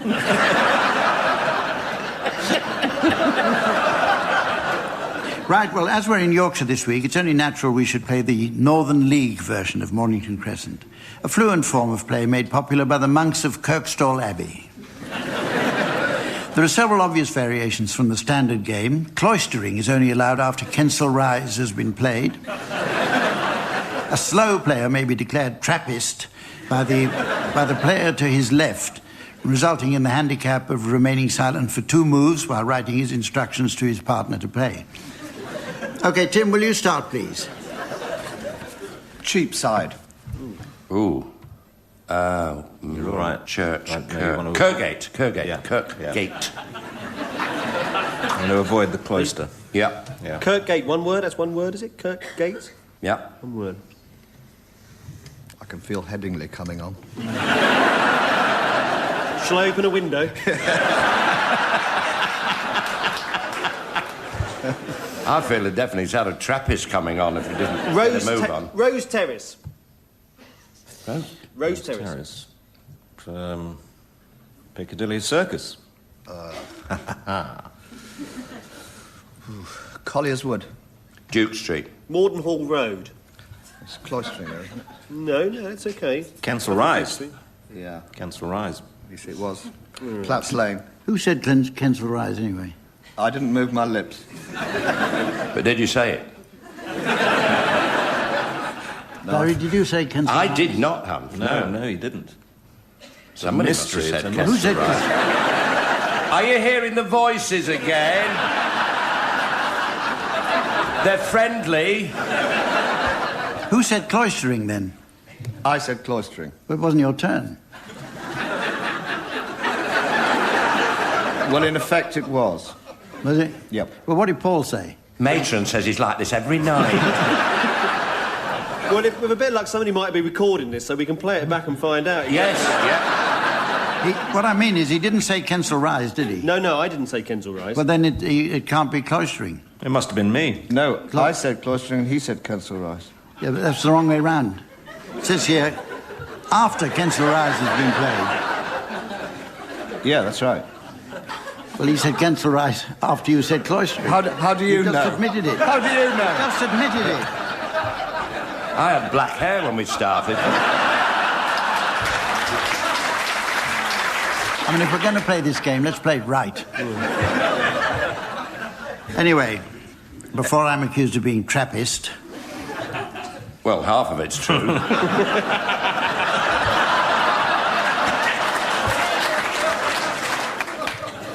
Carry on, Paul. Tottenham Court Road. Good. Street Lane. apart from the fact it wasn't your turn. I'd been cloistered. No, it was after a cloister. I could go then. But no... Listen, nobody said Kensal Rise. In that case... Don't make up the rules as you go along. Paul. Well, it seems to me I'm the only one to say anything. Old Street. Yes, I know. Camden Town. Yeah. Barkingside. Mornington Crescent. Right into it. Right, it's time now for the teams to exercise a little discretion. I've noticed recently there's far too much smut and filth polluting our airwaves. Ever since I worked out how to program my new video recorder, in fact. But it's not only TV that suffers with truly offensive material. Songs can also be afflicted, teams, and with this in mind, I'd like you please to sing certain medleys, but taking care to buzz out any words that might cause offence to listeners or of a delicate disposition. Do bear in mind, teams, that excessive use of the buzzer may drown out the piano accompaniment of Colin Sell. If that doesn't work, you might try banging a shoe on the desk.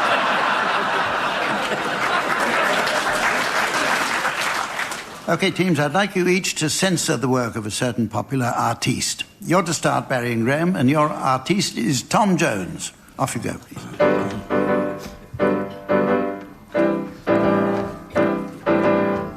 It's not unusual to be by anyone. It's not unusual to have with anyone. But when I see you about with anyone, it's not unusual to see me.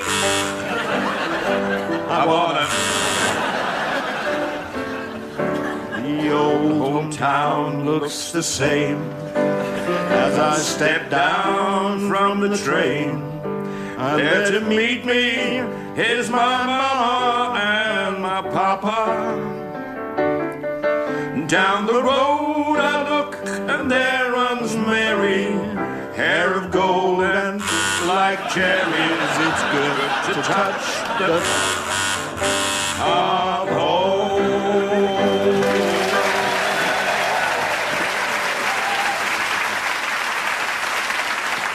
OK, your turn, Tim and Paul. Would you please provide a censored medley from the songbook of Elvis Presley? You ain't nothing but a hound dog all the time. You ain't nothing but a hound dog all the time. Well, you ain't never a rabbit and you ain't no friend of mine. Can't you see you please don't break my in two. It's not hard to do, 'cause I don't have a word.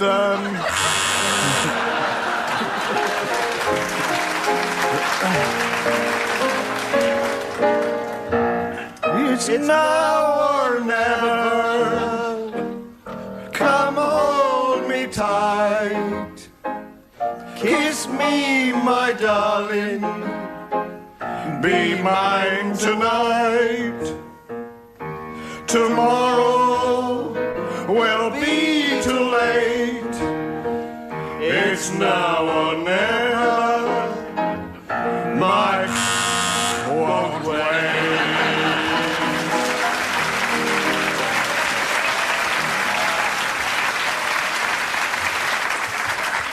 Well, the end of the show is fast approaching. But not before the teams announce the late arrivals at the Overweight ball. Samantha says she likes to keep in trim lifting weights.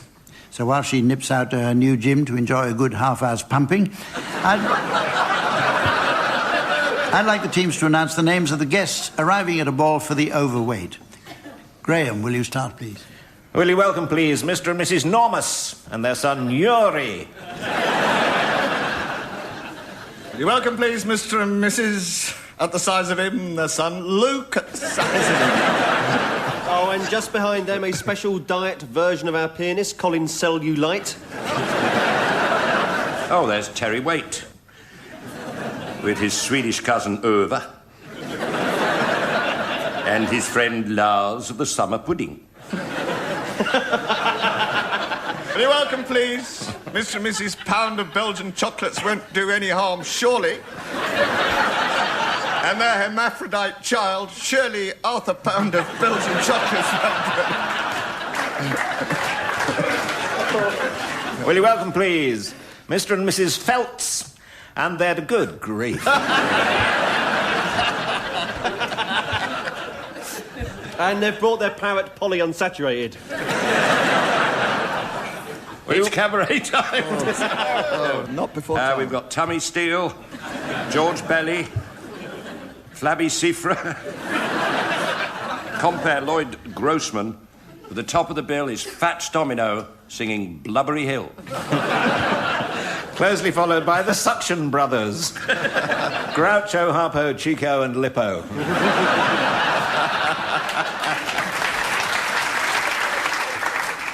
Mr. and Mrs. Supper Room just by moving away from the window. And their son Elite Supper Room just by moving away.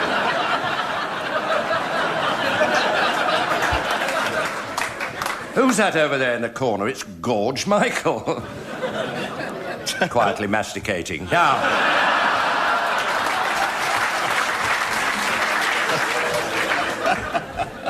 Well, ladies and gentlemen, as the armpit hair of time is snagged in the ball deodorant of destiny, and the harpic of eternity spills unseen onto the loo roll of fate, I notice it's the end of the show. So from the team, Samantha, myself and the good people of Leeds, goodbye. Tim Brooke-Taylor, Barry Cryer, Graeme Garden and Paul Merton will be given Silly Things to Do by Humphrey Lyttelton, Colin Sell setting some of them to music. The programme consultant was Ian Pattinson and the producer was John Naismith.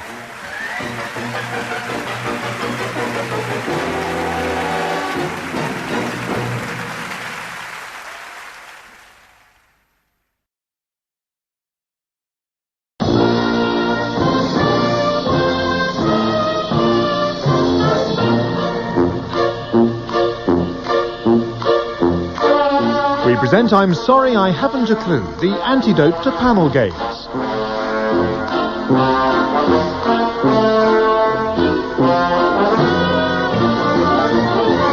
At the piano is Colin Sell and your chairman is Humphrey Lyttelton.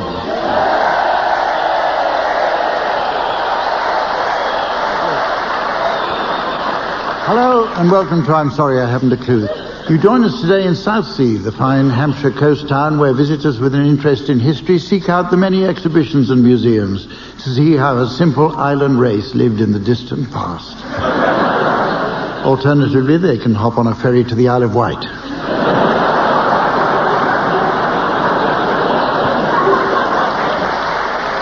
The town serves as the residential district of Portsmouth. Although a small naval base since Roman times, the port really grew when Henry VII had his dry dock built here. He hadn't intended it to be a dry dock. That only came about after the running of it past to Southern Water plc.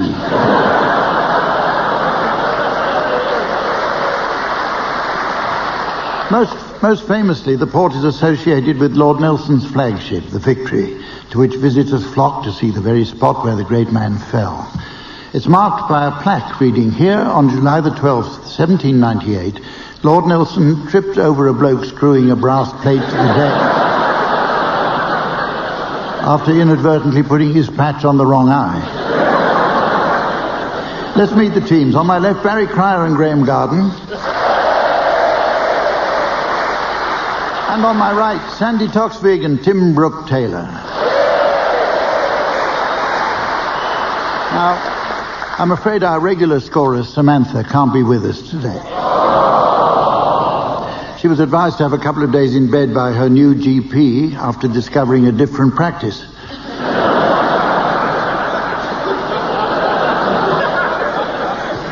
She reckons a day or two under the doctor should sort her out. So please welcome in her stead our Swedish stand-in, Sven.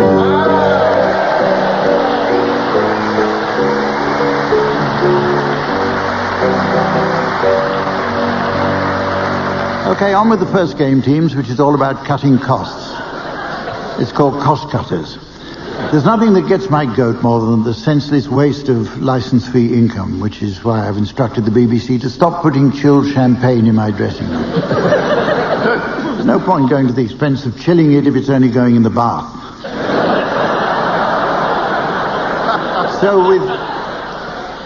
So with economy very much the watchword teams, I'd like you please to suggest some cost-cutter versions of films, TV or radio shows that might be made within a strict budget.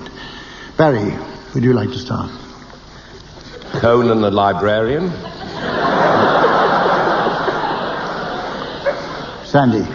The English Outpatient. Graeme. 10% discount off the bill. And Tim? Alistair Cook's Email from America. To the Semi-Born. Clive Anderson Talks Less.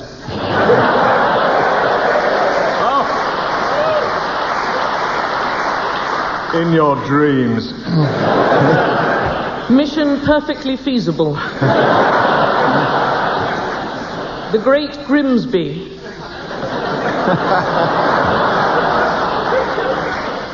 Raiders of the Lost Ark Lamp with Harrison Skoda.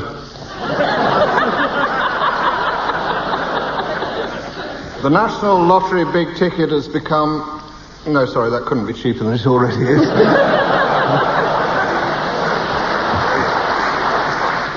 Gunfight at the Less Than Satisfactory Corral. Mastermind with Peter Snow.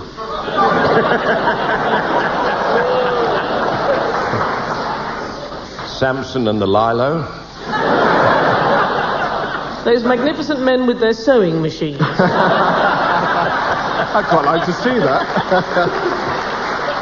Our next game has the title, One Song to the Tune of Another. This is a cunning musical game that cleverly combines the music of one song with the words of another, such that the teams appear as if by magic to be singing two songs at the same time.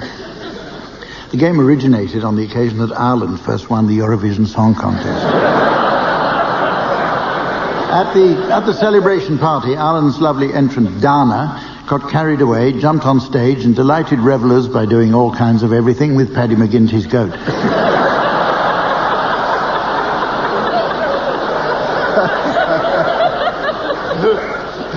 And providing musical accompaniment, we have the master of unusual combinations. You haven't seen them, I did in the dressing room. At the piano, Colin Sell.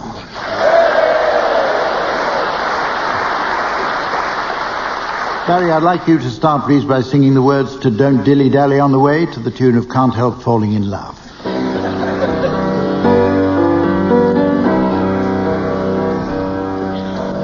My old man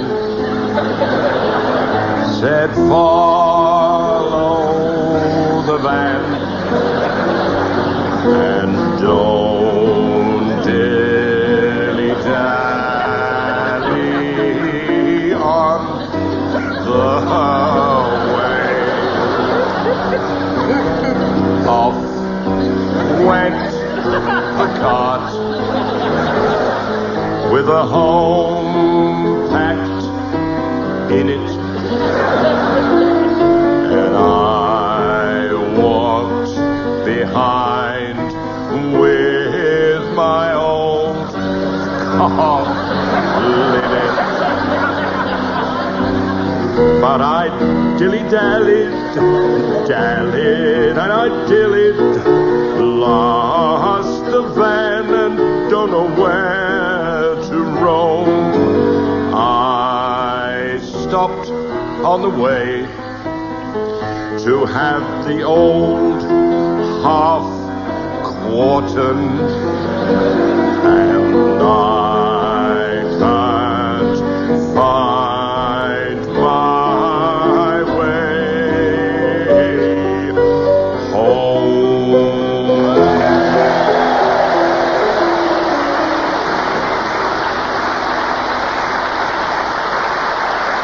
Okay, your turn, Sandi. Will you please sing the words of Animal Crackers in My Soup to the tune of the Toreador's March.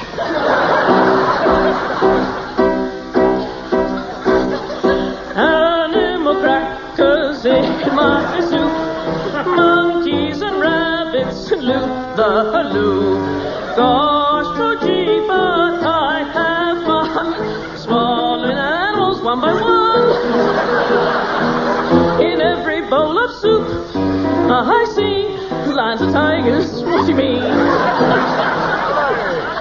I make them jump right through a hoop, those animal crackers in my soup. When I get hold of the bad wolf, I just push him under to drown. Then I bite him in a million bits, and I gobble him right down.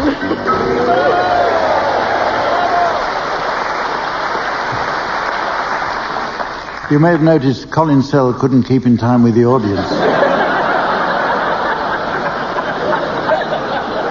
Okay, it's you now, Graeme. Would you please sing the words of Don't Blame It on the Boogie to the tune of the Battle Hymn of the Republic?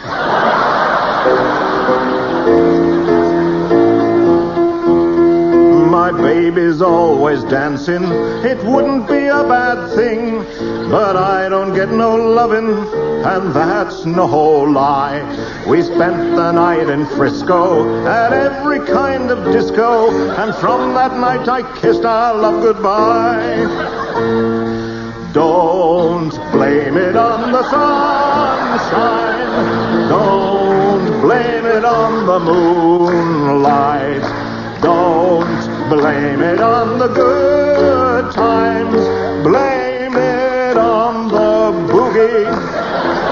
That nasty boogie bugs me, but somehow it had drugged me. That spellbound rhythm gets me all night through. I've changed my way of living, I've filled my pipe and lit it. My baby just can't take her eyes off me altogether. Don't blame it on the sunshine, don't blame it on the moonlight, don't blame it on the good times, blame it on the boogie.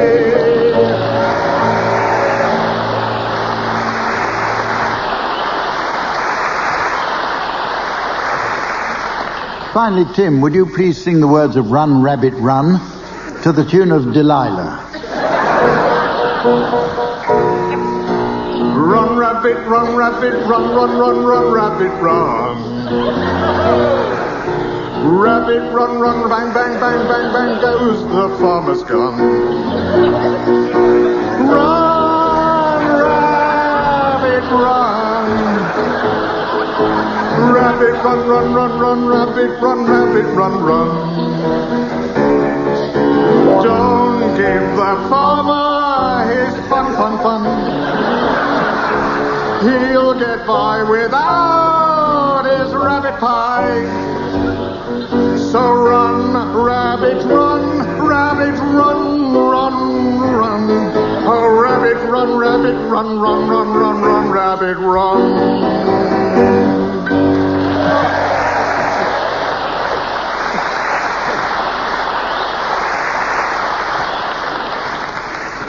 Well, it's time now to play a round called Word for Word. In this round, I'd like one team to start by exchanging a series of random and completely unconnected words. The opposing team should challenge if they detect a connection. If I uphold the challenge, the challenger should take over, and so on. Okay, would you start, please? Tim and Sandi. Cauliflower. Smattering. Bucket.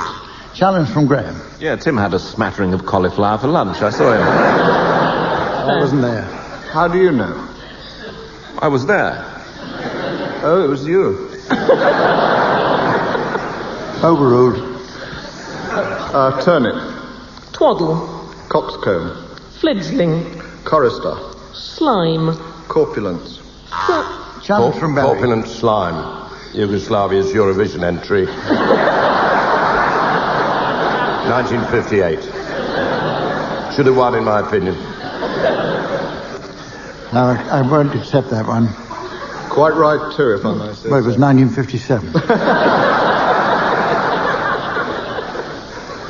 Windsock. Comb. Gogglebox. Tupperware. Challenge from Graeme. I have a Tupperware goggle box at home. Is it frightfully useful, Graeme? I keep my goggles in it. Do they stay fresh? They It's worth every penny then, Graeme. Yes, fresh and crisp. Okay, Graeme, that was a good challenge. Was it? Right. Right. Rabbit. Run. Sandy. What? Sandy, you challenged. Those are the words to a famous Tom Jones song. I don't know what...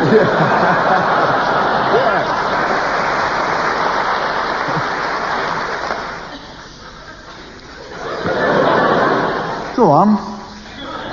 Burrow. Mulch. Cauliflower. Broccoli. Smattering. Slime. Corpulent. Okay, it's time now for a splendid round called Complete Quotes. It's surprising how many of us don't know the complete version of many famous quotations. For example, there are those immortal words of Neville Chamberlain, "I have in my hand a piece of paper. Would someone pass a new roll under the door, please?"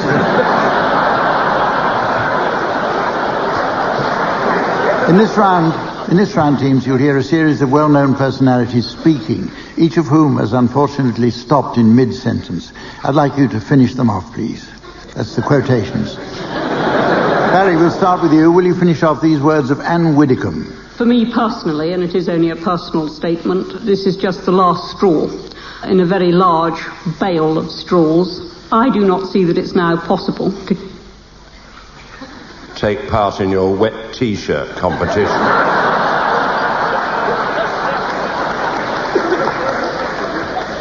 Okay, it's you now, Sandy. Here's the Duchess of York.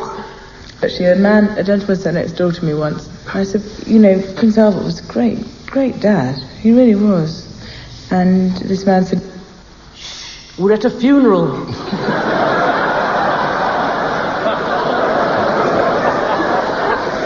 Strictly speaking, I shouldn't be doing that to your toe either.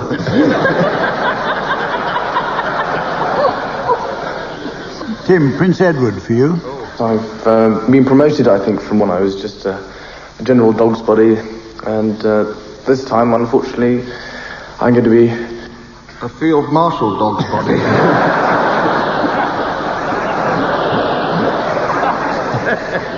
Okay, Graeme, some words of Peter Mandelson being interviewed by James Naughtie. I've got a big smile on my face, but as you know, I'm a very cautious fellow. Oh, yes, of course you are. But do you think it's a big one? I think it is likely to be a substantial one, and it is going to be a tribute to Viagra.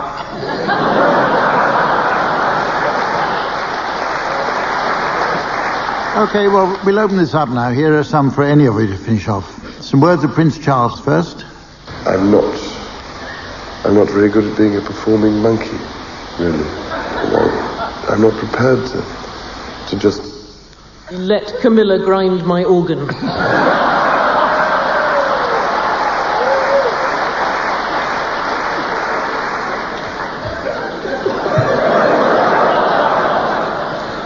Oh, all hopes of ever being honoured dashed.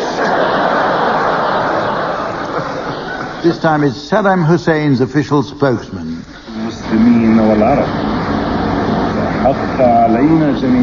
For it is a right on all of us to carry out the holy jihad, the holy war of Islam, to liberate the holy... Holy shit, he's got a gun!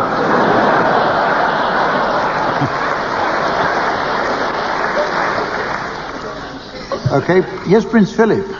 I know that I can speak for the Worldwide Fund for Nature and probably for the whole conservation movement in welcoming the first grouse of the year.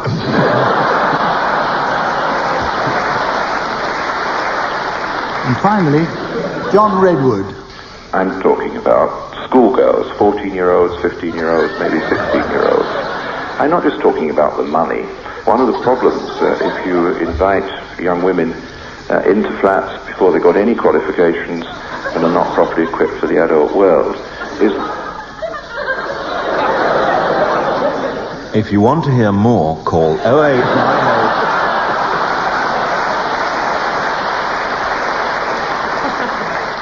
Right, we're going to try an interesting game now. We're going to play a game we call Cheddar Gorge. We call it that in honour of the fact that all the regulars on the programme are big cheese fans. Graeme is a member of the Roquefort Appreciation Society. Tim receives the Parmesan newsletter. Barry has a regular subscription to a Danish Blue magazine. In this round, I'll be asking the teams to construct a sentence by each of them uttering a single word at a time. The object is not to complete a sentence. Regular listeners will be pleased to hear I've still got the horn. And when I decide a sentence has been completed, I'll make a noise on it like this. Okay, teams, I'd like your sentences to take the form of a wreath lecture on the subject of the Spice Girls. Graeme, will you start, please? I'll tell you what I want to do this evening when the Spice Girls come over in the scary ist possible and posh girls don't like to eat anything to aggravate because it somehow tends to annoy some baby spices such as Mel, who is the best of all the younger Mel's around the outskirts of this very pleasant little fair and amenable seaside and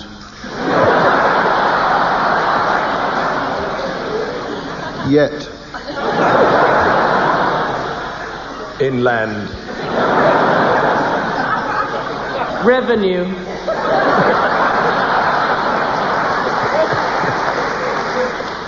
officer, I will never come with any more of this ridiculous nonsense.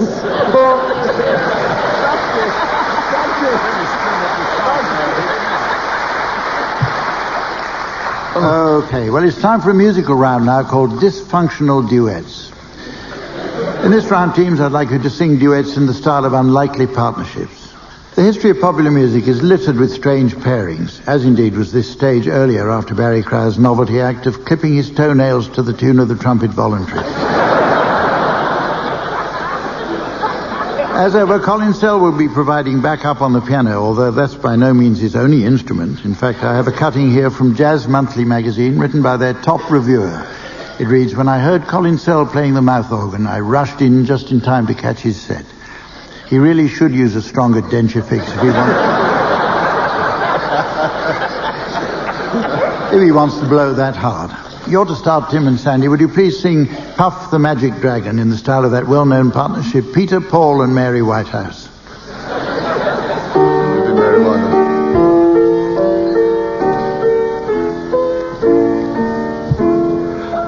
Puff the magic dragon lived by the sea. Wait a minute, are there people with dragon in this? Lived in the autumn mist in a land called Honolulu. Oh, no, I don't think you can have that. That's rhyming slang for something disgusting, isn't it?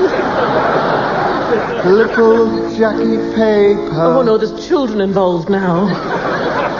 Loved that rascal Puff. And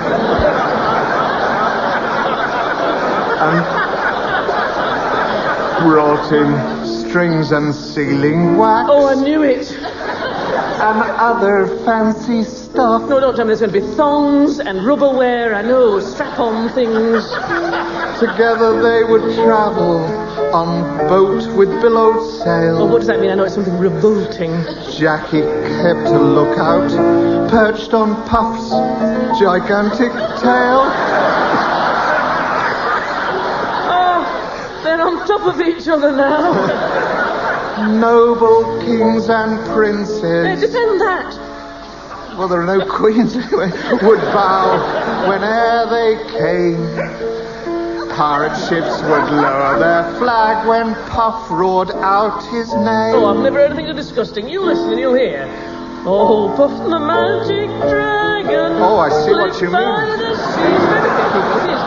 Frolicsing the autumn mist in a land called Honolulu. Thank you, Mary. Thank you. Get a sport. Okay, it's your turn, Barry and Graeme. Would you please sing Wandering Star as Lee Marvin and his hairdresser?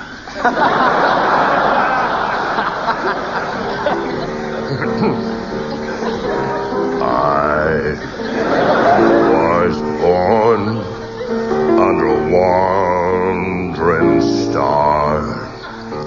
No! I was born under a wandering star. Small world. Fancy. Wheels are made for rolling. Mules are made to pack. Always pop a pair in my suitcase. I've never seen a sight that didn't look better looking back. I know, yes. I was born under a wandering star. I know, you said.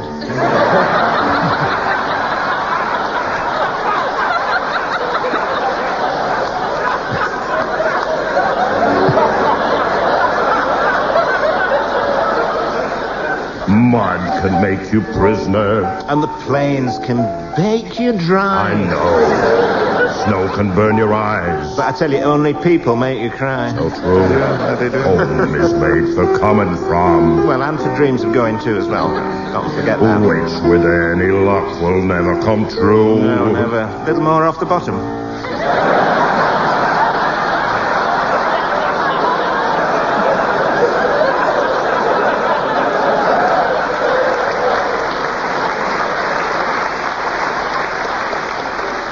Take it easy round the edges. I was born. Yes, I know. Under a wandering star. You can say that again. A wandering star. Yes. Star. Well, I've enjoyed our little chat.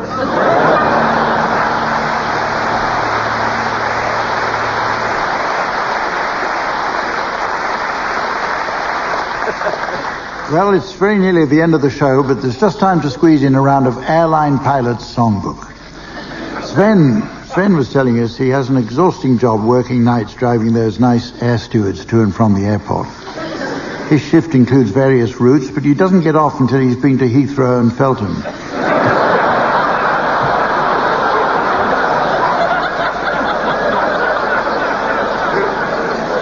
So while he nips off, I'll ask the teams to suggest some popular songs to suit an audience of pilots and other airline staff. Anybody can start this one. Airline coffee, airline tea. I like that. Boeing Crosby sings 747. Qantas Amera. You can have an anthem for economy charters. Ooey, cheapy, cheapy seats.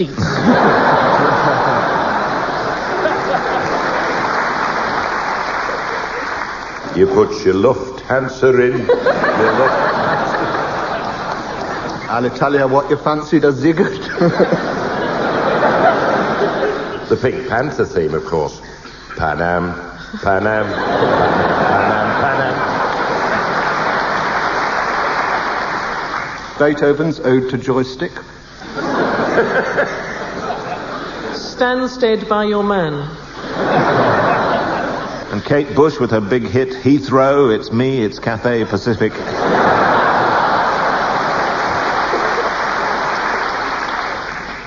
Like a virgin? No thanks, I've just put one out. Sabina, Hard Day's Night. The El Aliuya chorus. And so, ladies and gentlemen, as the Robin Cook of time wheedles out of the public inquiry of destiny, and the Michael Howard of eternity chokes on his own smug smile of fate, I notice it's the end of the show. So from Sven, the teams, myself, and the fine folk of Southsea, it's goodbye. Barry Cryer, Graeme Garden, Sandi Toksvig and Tim Brooke-Taylor were being given silly things to do by Humphrey Lyttelton, with Colin Sell setting some of them to music. The programme consultant was Ian Pattinson and the producer was John Naismith.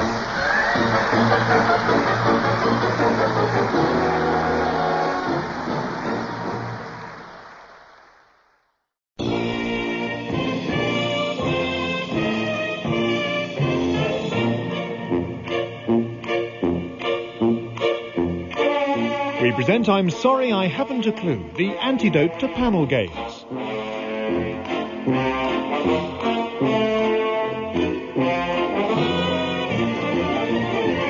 At the piano is Colin Sell and your chairman is Humphrey Lyttelton.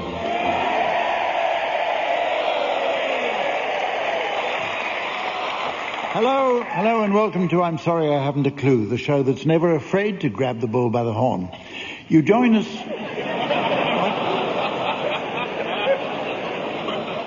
for a second week at the King's Theatre in Southsea for what is the last programme in the current series.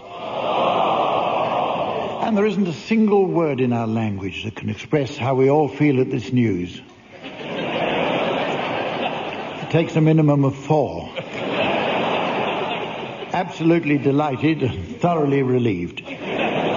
Southsea and neighbouring Portsmouth share links with many famous historical figures. Isambard Kingdom Brunel was born here and christened in the local church amid great celebration, as his parents had just won the first 2 prizes in Southsea's most stupid novelty name for a small child competition.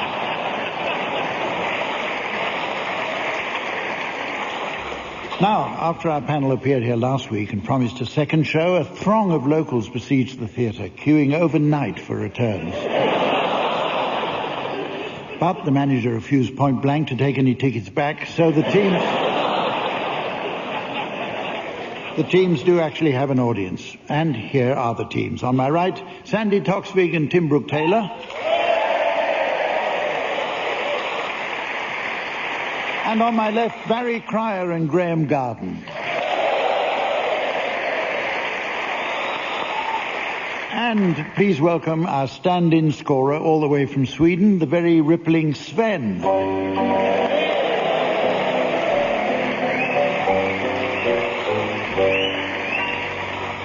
Sven was telling us how pleased he is to be here again, as his shows go much better in Portsmouth than in London. He always enjoys impressive ratings down here.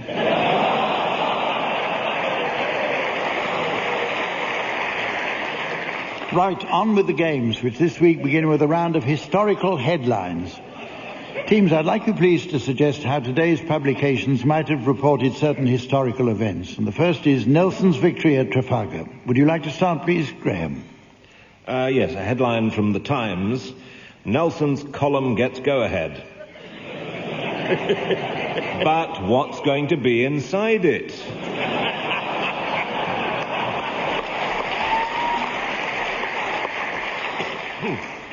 Oh, I have a copy of The Guardian here. Yesterday's headline should have read, Admiral shot on deck.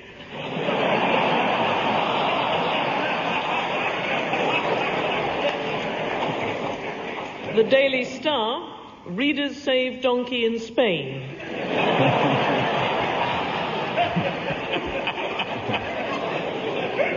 Wrestling Times, half Nelson invented.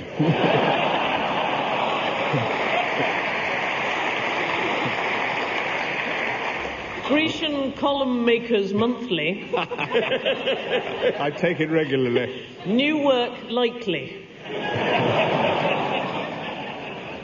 And also in The Guardian, on their corrections and clarifications page, yesterday's headline, French Navy loses battle.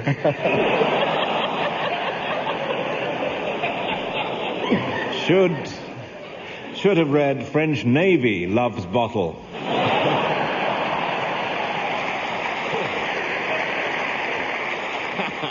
Daily Telegraph, Nelson denies selling arm to Sierra Leone. Let's try another one. This time it's Richard III crowned king after prince is murdered in Tower. Tim. The son, dickhead crowned.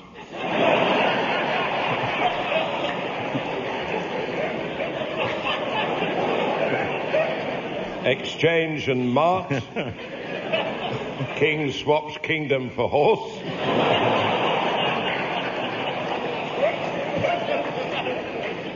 The Express, Prince's murders. Police are following a hunch.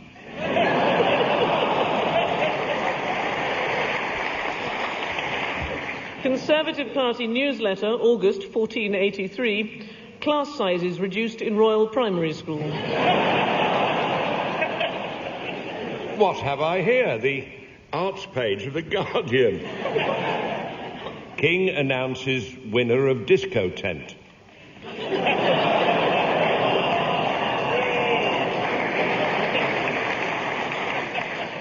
The Sun, 10 things you never knew about Richard III. 1, he uses a wok to iron his shirts.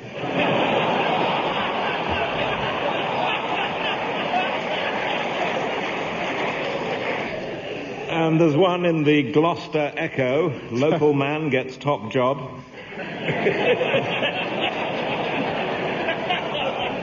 The Daily Star, readers save donkey in Spain.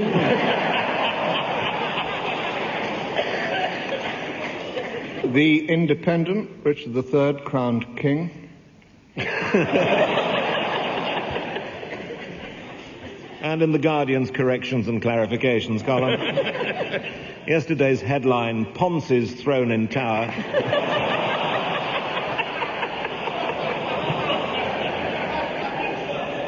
Should have read Prince's throw in towel.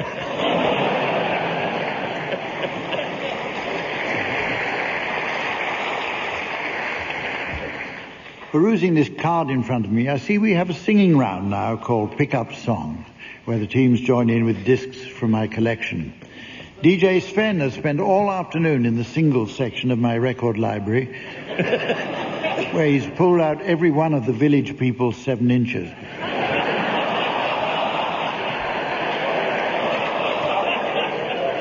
Dear feedback. After thinking about them long and hard, he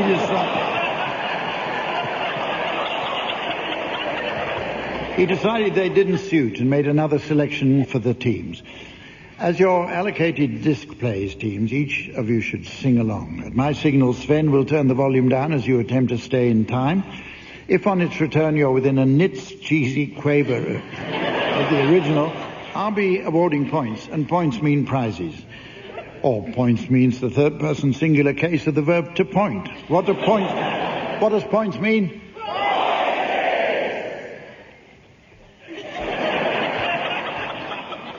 This week's prize is a tasty snack from the new Sarson's Chiropody range. It's this jar of pickled bunions.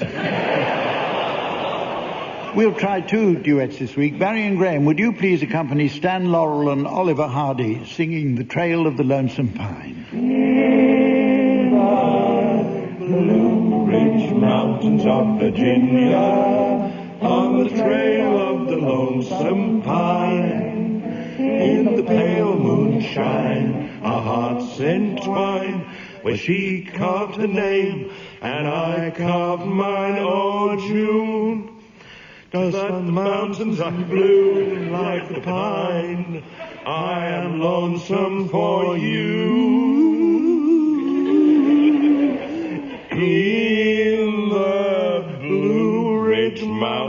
of Virginia, on the trail of the lonesome pine. In the Blue Ridge Mountains of Virginia, on the trail of the lonesome pine. In the pale moonshine, our hearts entwine.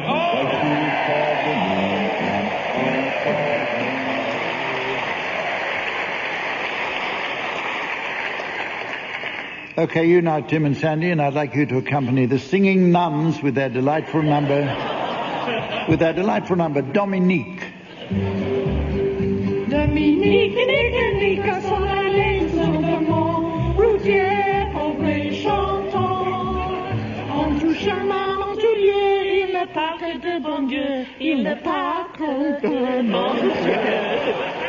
À l'époque où son terre était loin, Dominique, notre père, convertit des artisans.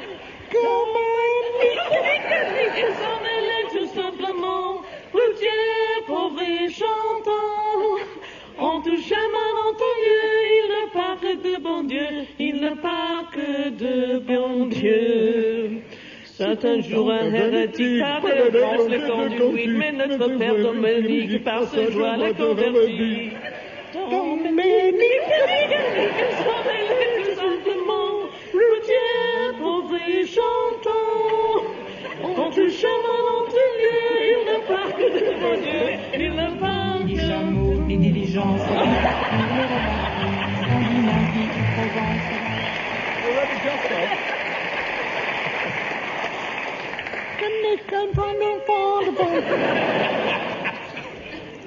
Right, let's hurry along. Charades is a popular, amusing and thoroughly entertaining parlour game requiring skill, imagination and a keen sense of fun. It therefore has no place in this programme. So instead we're going to play a subtle variation called sound charades in which contestants provide clues to certain titles using only their mouths. It's not, of course, to be confused with the French version, Charade Depardieu, in which contestants provide clues using only their noses.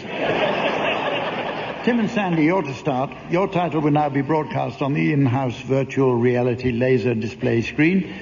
And for listeners at home, here's the mystery voice. The Horse Whisperer. The Horse Whisperer. Barry and Graeme, you're guessing this one. Okay, off you go, Tim and Sandi. It's 3 words, it's a book, and it's a new film. Bring, bring. Hello. Here.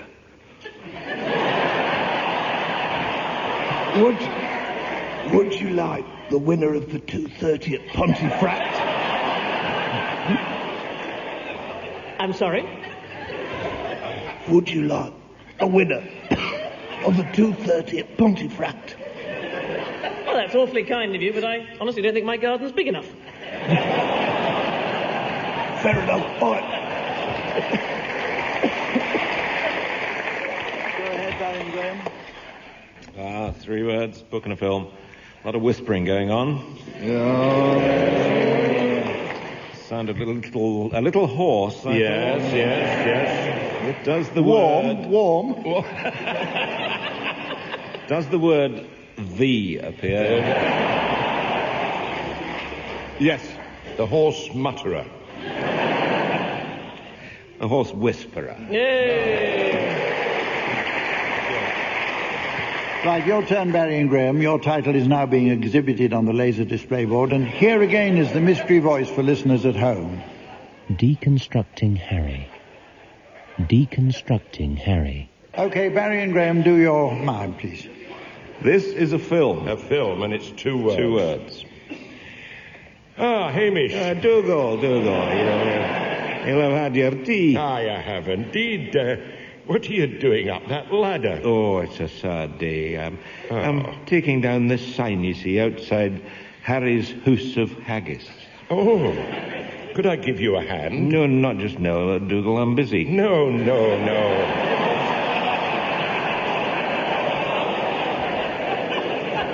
Oh. Let me help. Oh, very kind. That's very kind of you. Well, help me down with this H. Oh, there we go. Oh, no. What's next? A. I said, what's next? No, Dougal. The letter A. This letter A. Here we go. Oh, there we go. Oh, there you go. Hamish, are you going to be all right with your R's up there? Don't you worry, I'll soon get them down. Now. Why? Why what? Why bother? Well, that's it done. You've done the job, Hamish, sure enough. Aye. Oh.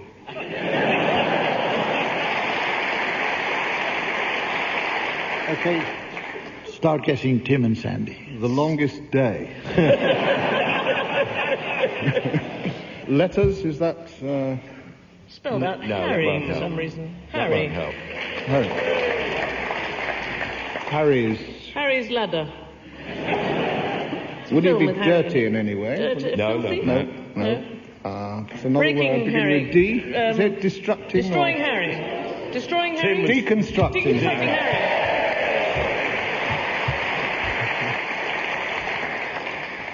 And with the game finally poised... I like that. We go on for an educational round called What's the Question? In this round, the teams will be playing a reverse form of general knowledge where I provide an answer and they guess what the question might have been. So, for example, if the answer is because it was there, the question was obviously, why did Barry Crowder go to the pub? Okay, teams, here are some answers, but what are the questions? Starting with you, Barry. Hanging in the bathroom. What is too good for people who pee in the bath? The real answer is, where did Francis I of France keep the Mona Lisa when he originally bought it in 1517? Or where would you find George Michael? Graham, here you are. 90% of it is done by females. What do men like about housework?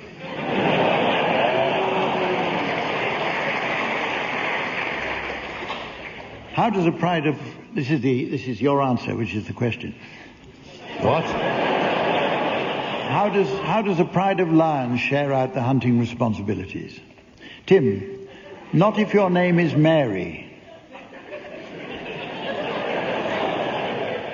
Is Christmas a good name?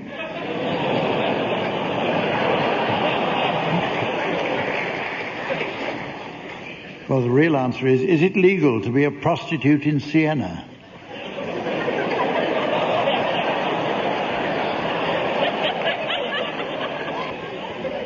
Sandy, they have both sets of sexual organs on their bodies. What singles out a successful Eurovision Song Contest winner?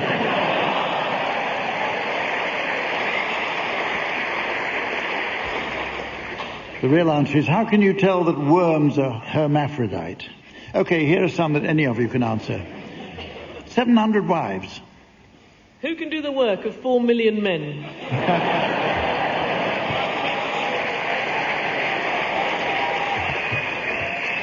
Right on, sister. Dominique. The real question should be, how many wives did King Solomon have? They weren't allowed to touch his face. What were Robin Cook's plastic surgeons not allowed to do?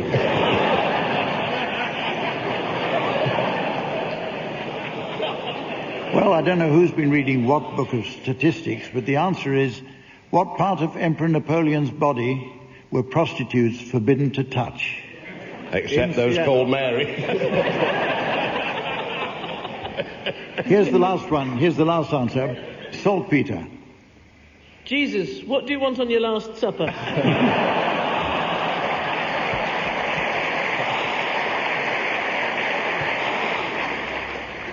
The answer is, what is added to charcoal and sulphur to make gunpowder? Right, it's now time to play the game called Mornington Crescent.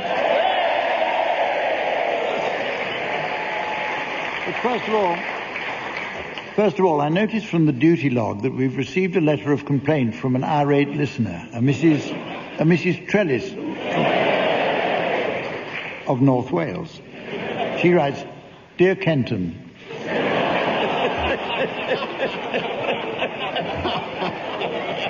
I was appalled on tuning in this morning to hear a torrent of blatant filth, with terms such as big bang, large firm success, satisfying performance, and worst of all, job blows.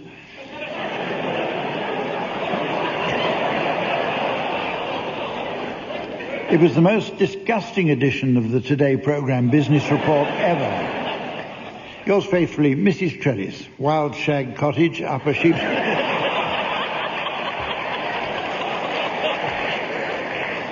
Upper Sheep's Bottom Lane, much humping on sea. OK, teams, on with the game, and since we're on the south coast, we'll play a nautical version, developed in England by French sailors captured during the Napoleonic Wars, which they knew as Mornington Croissant. According to the Martello Convention, thank you very much indeed, according to the Martello Convention of 1807, the broadside turn, whereby a player can repeat his opponent's declaration and thereby reverse the order of play, though usually frowned upon by the standard game, is positively encouraged here. Otherwise, sudden diagonal play to starboard is referred to as tacking, and once a player is blocked, they're in poop.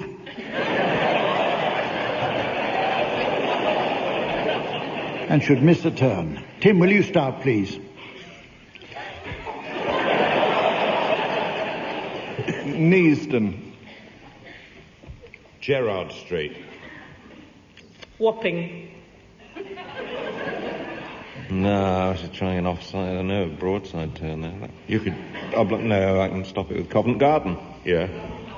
Well, that's the It's the Matelot Convention, isn't it? Yeah. Does that mean he's in poop? No. Well, that's beside the point. No. It's reversed then, isn't it? Oh, yes, because we've got a diagonal. So if I say Victoria, it comes through. Victoria. Victoria. Straightforward. Repeat. Reverse. Hounslow Central. Comes back. Right, yeah. Goes back round now, doesn't it? Yeah. Lancaster Gate. Oh, well, I can do a double play now. Totteridge and Whetstone. Brilliant. So that restores the order. Yeah. Yep, go on. Runcorn Avenue. No. Shooters Hill. Too late, he said it now. Oh, you see, he would have been in poop if you hadn't jumped in. Too late. Don't you worry. He jumped in. He missed the poop. Queensgate. Oh, could have got it then. I know. We're backtracking it back. All right, we're backtracking it. You haven't played it very often, don't you? I know, I didn't know I could go straight to Mornington. Yeah.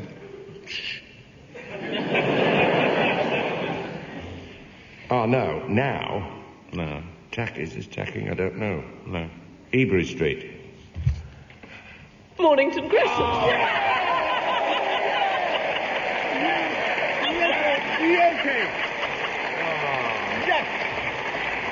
Well, it's time now for a round called Madrigal. A madrigal, of course, was a kind of medieval lament, bemoaning the state of the world and harking back to a mythical golden age which never existed. In the modern world, of course, this is known as the Daily Mail. In this round, the teams will take it in turns to sing various lines in order to make up the verses of a madrigal. As usual, musical accompaniment will be provided by Colin Sell, who I hear caused panic on the stock market recently simply by shouting his name 3 times down the telephone. It's Colin.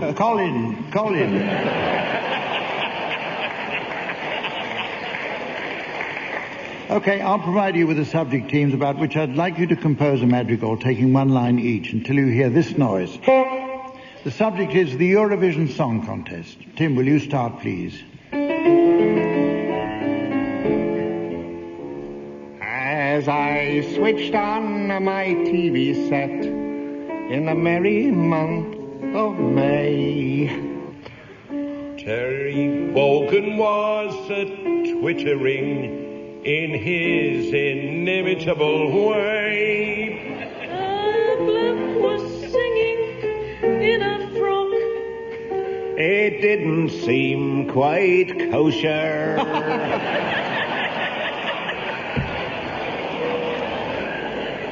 So I returned to reading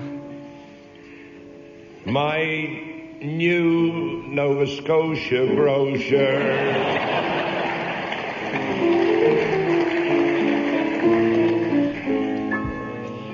But when the song was over, it seemed to be irrational. The bloke who had been singing was called Dana International. He'd had an operation, and my, how high he sang. And now he's got to number one, although he's got nul point.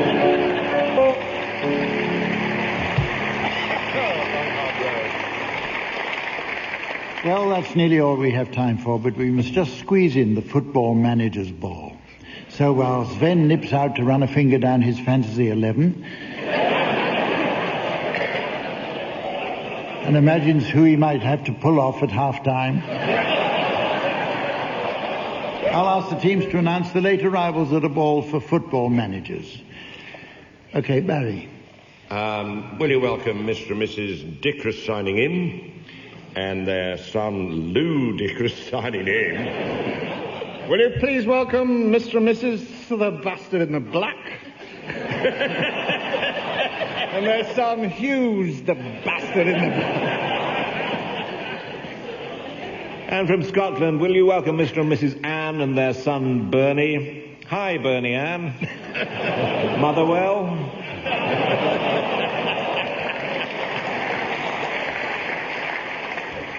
just behind them, Mr. and Mrs. Nahum Hotspur and their baby Tot. Oh, these two are fun. Mr. and Mrs. Time Bollocking and their son Arthur Time Bollocking. And a warm, warm welcome, please, for Mr. and Mrs. Bennett. Ref, get your bleeding eyes tested.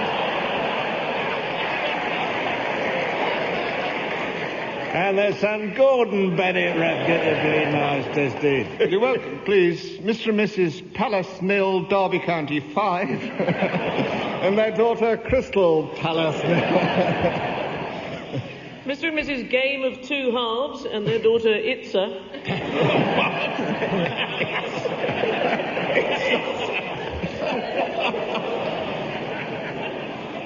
There's Kenny Dalglish over there making the mafia an offer they can't understand.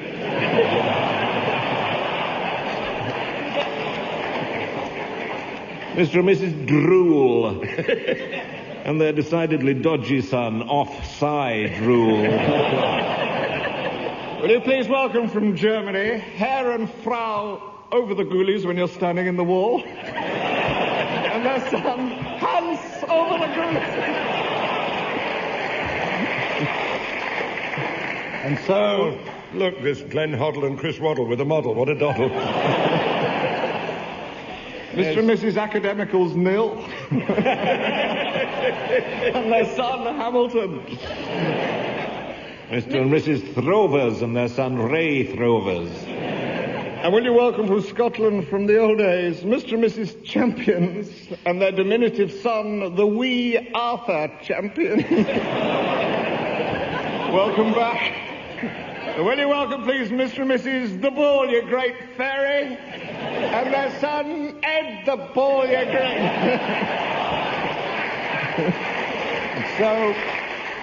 And so, ladies and gentlemen, as the flatulent skunk of time wanders into the air-conditioning system of eternity, and the piranha fish of fate circles hungrily in the bidet of destiny, I notice it's the end of the show, and indeed the series. We'll be back again in the autumn. In the meantime, for myself, Sven, the teams, and the sunny people of Southsea, it's goodbye.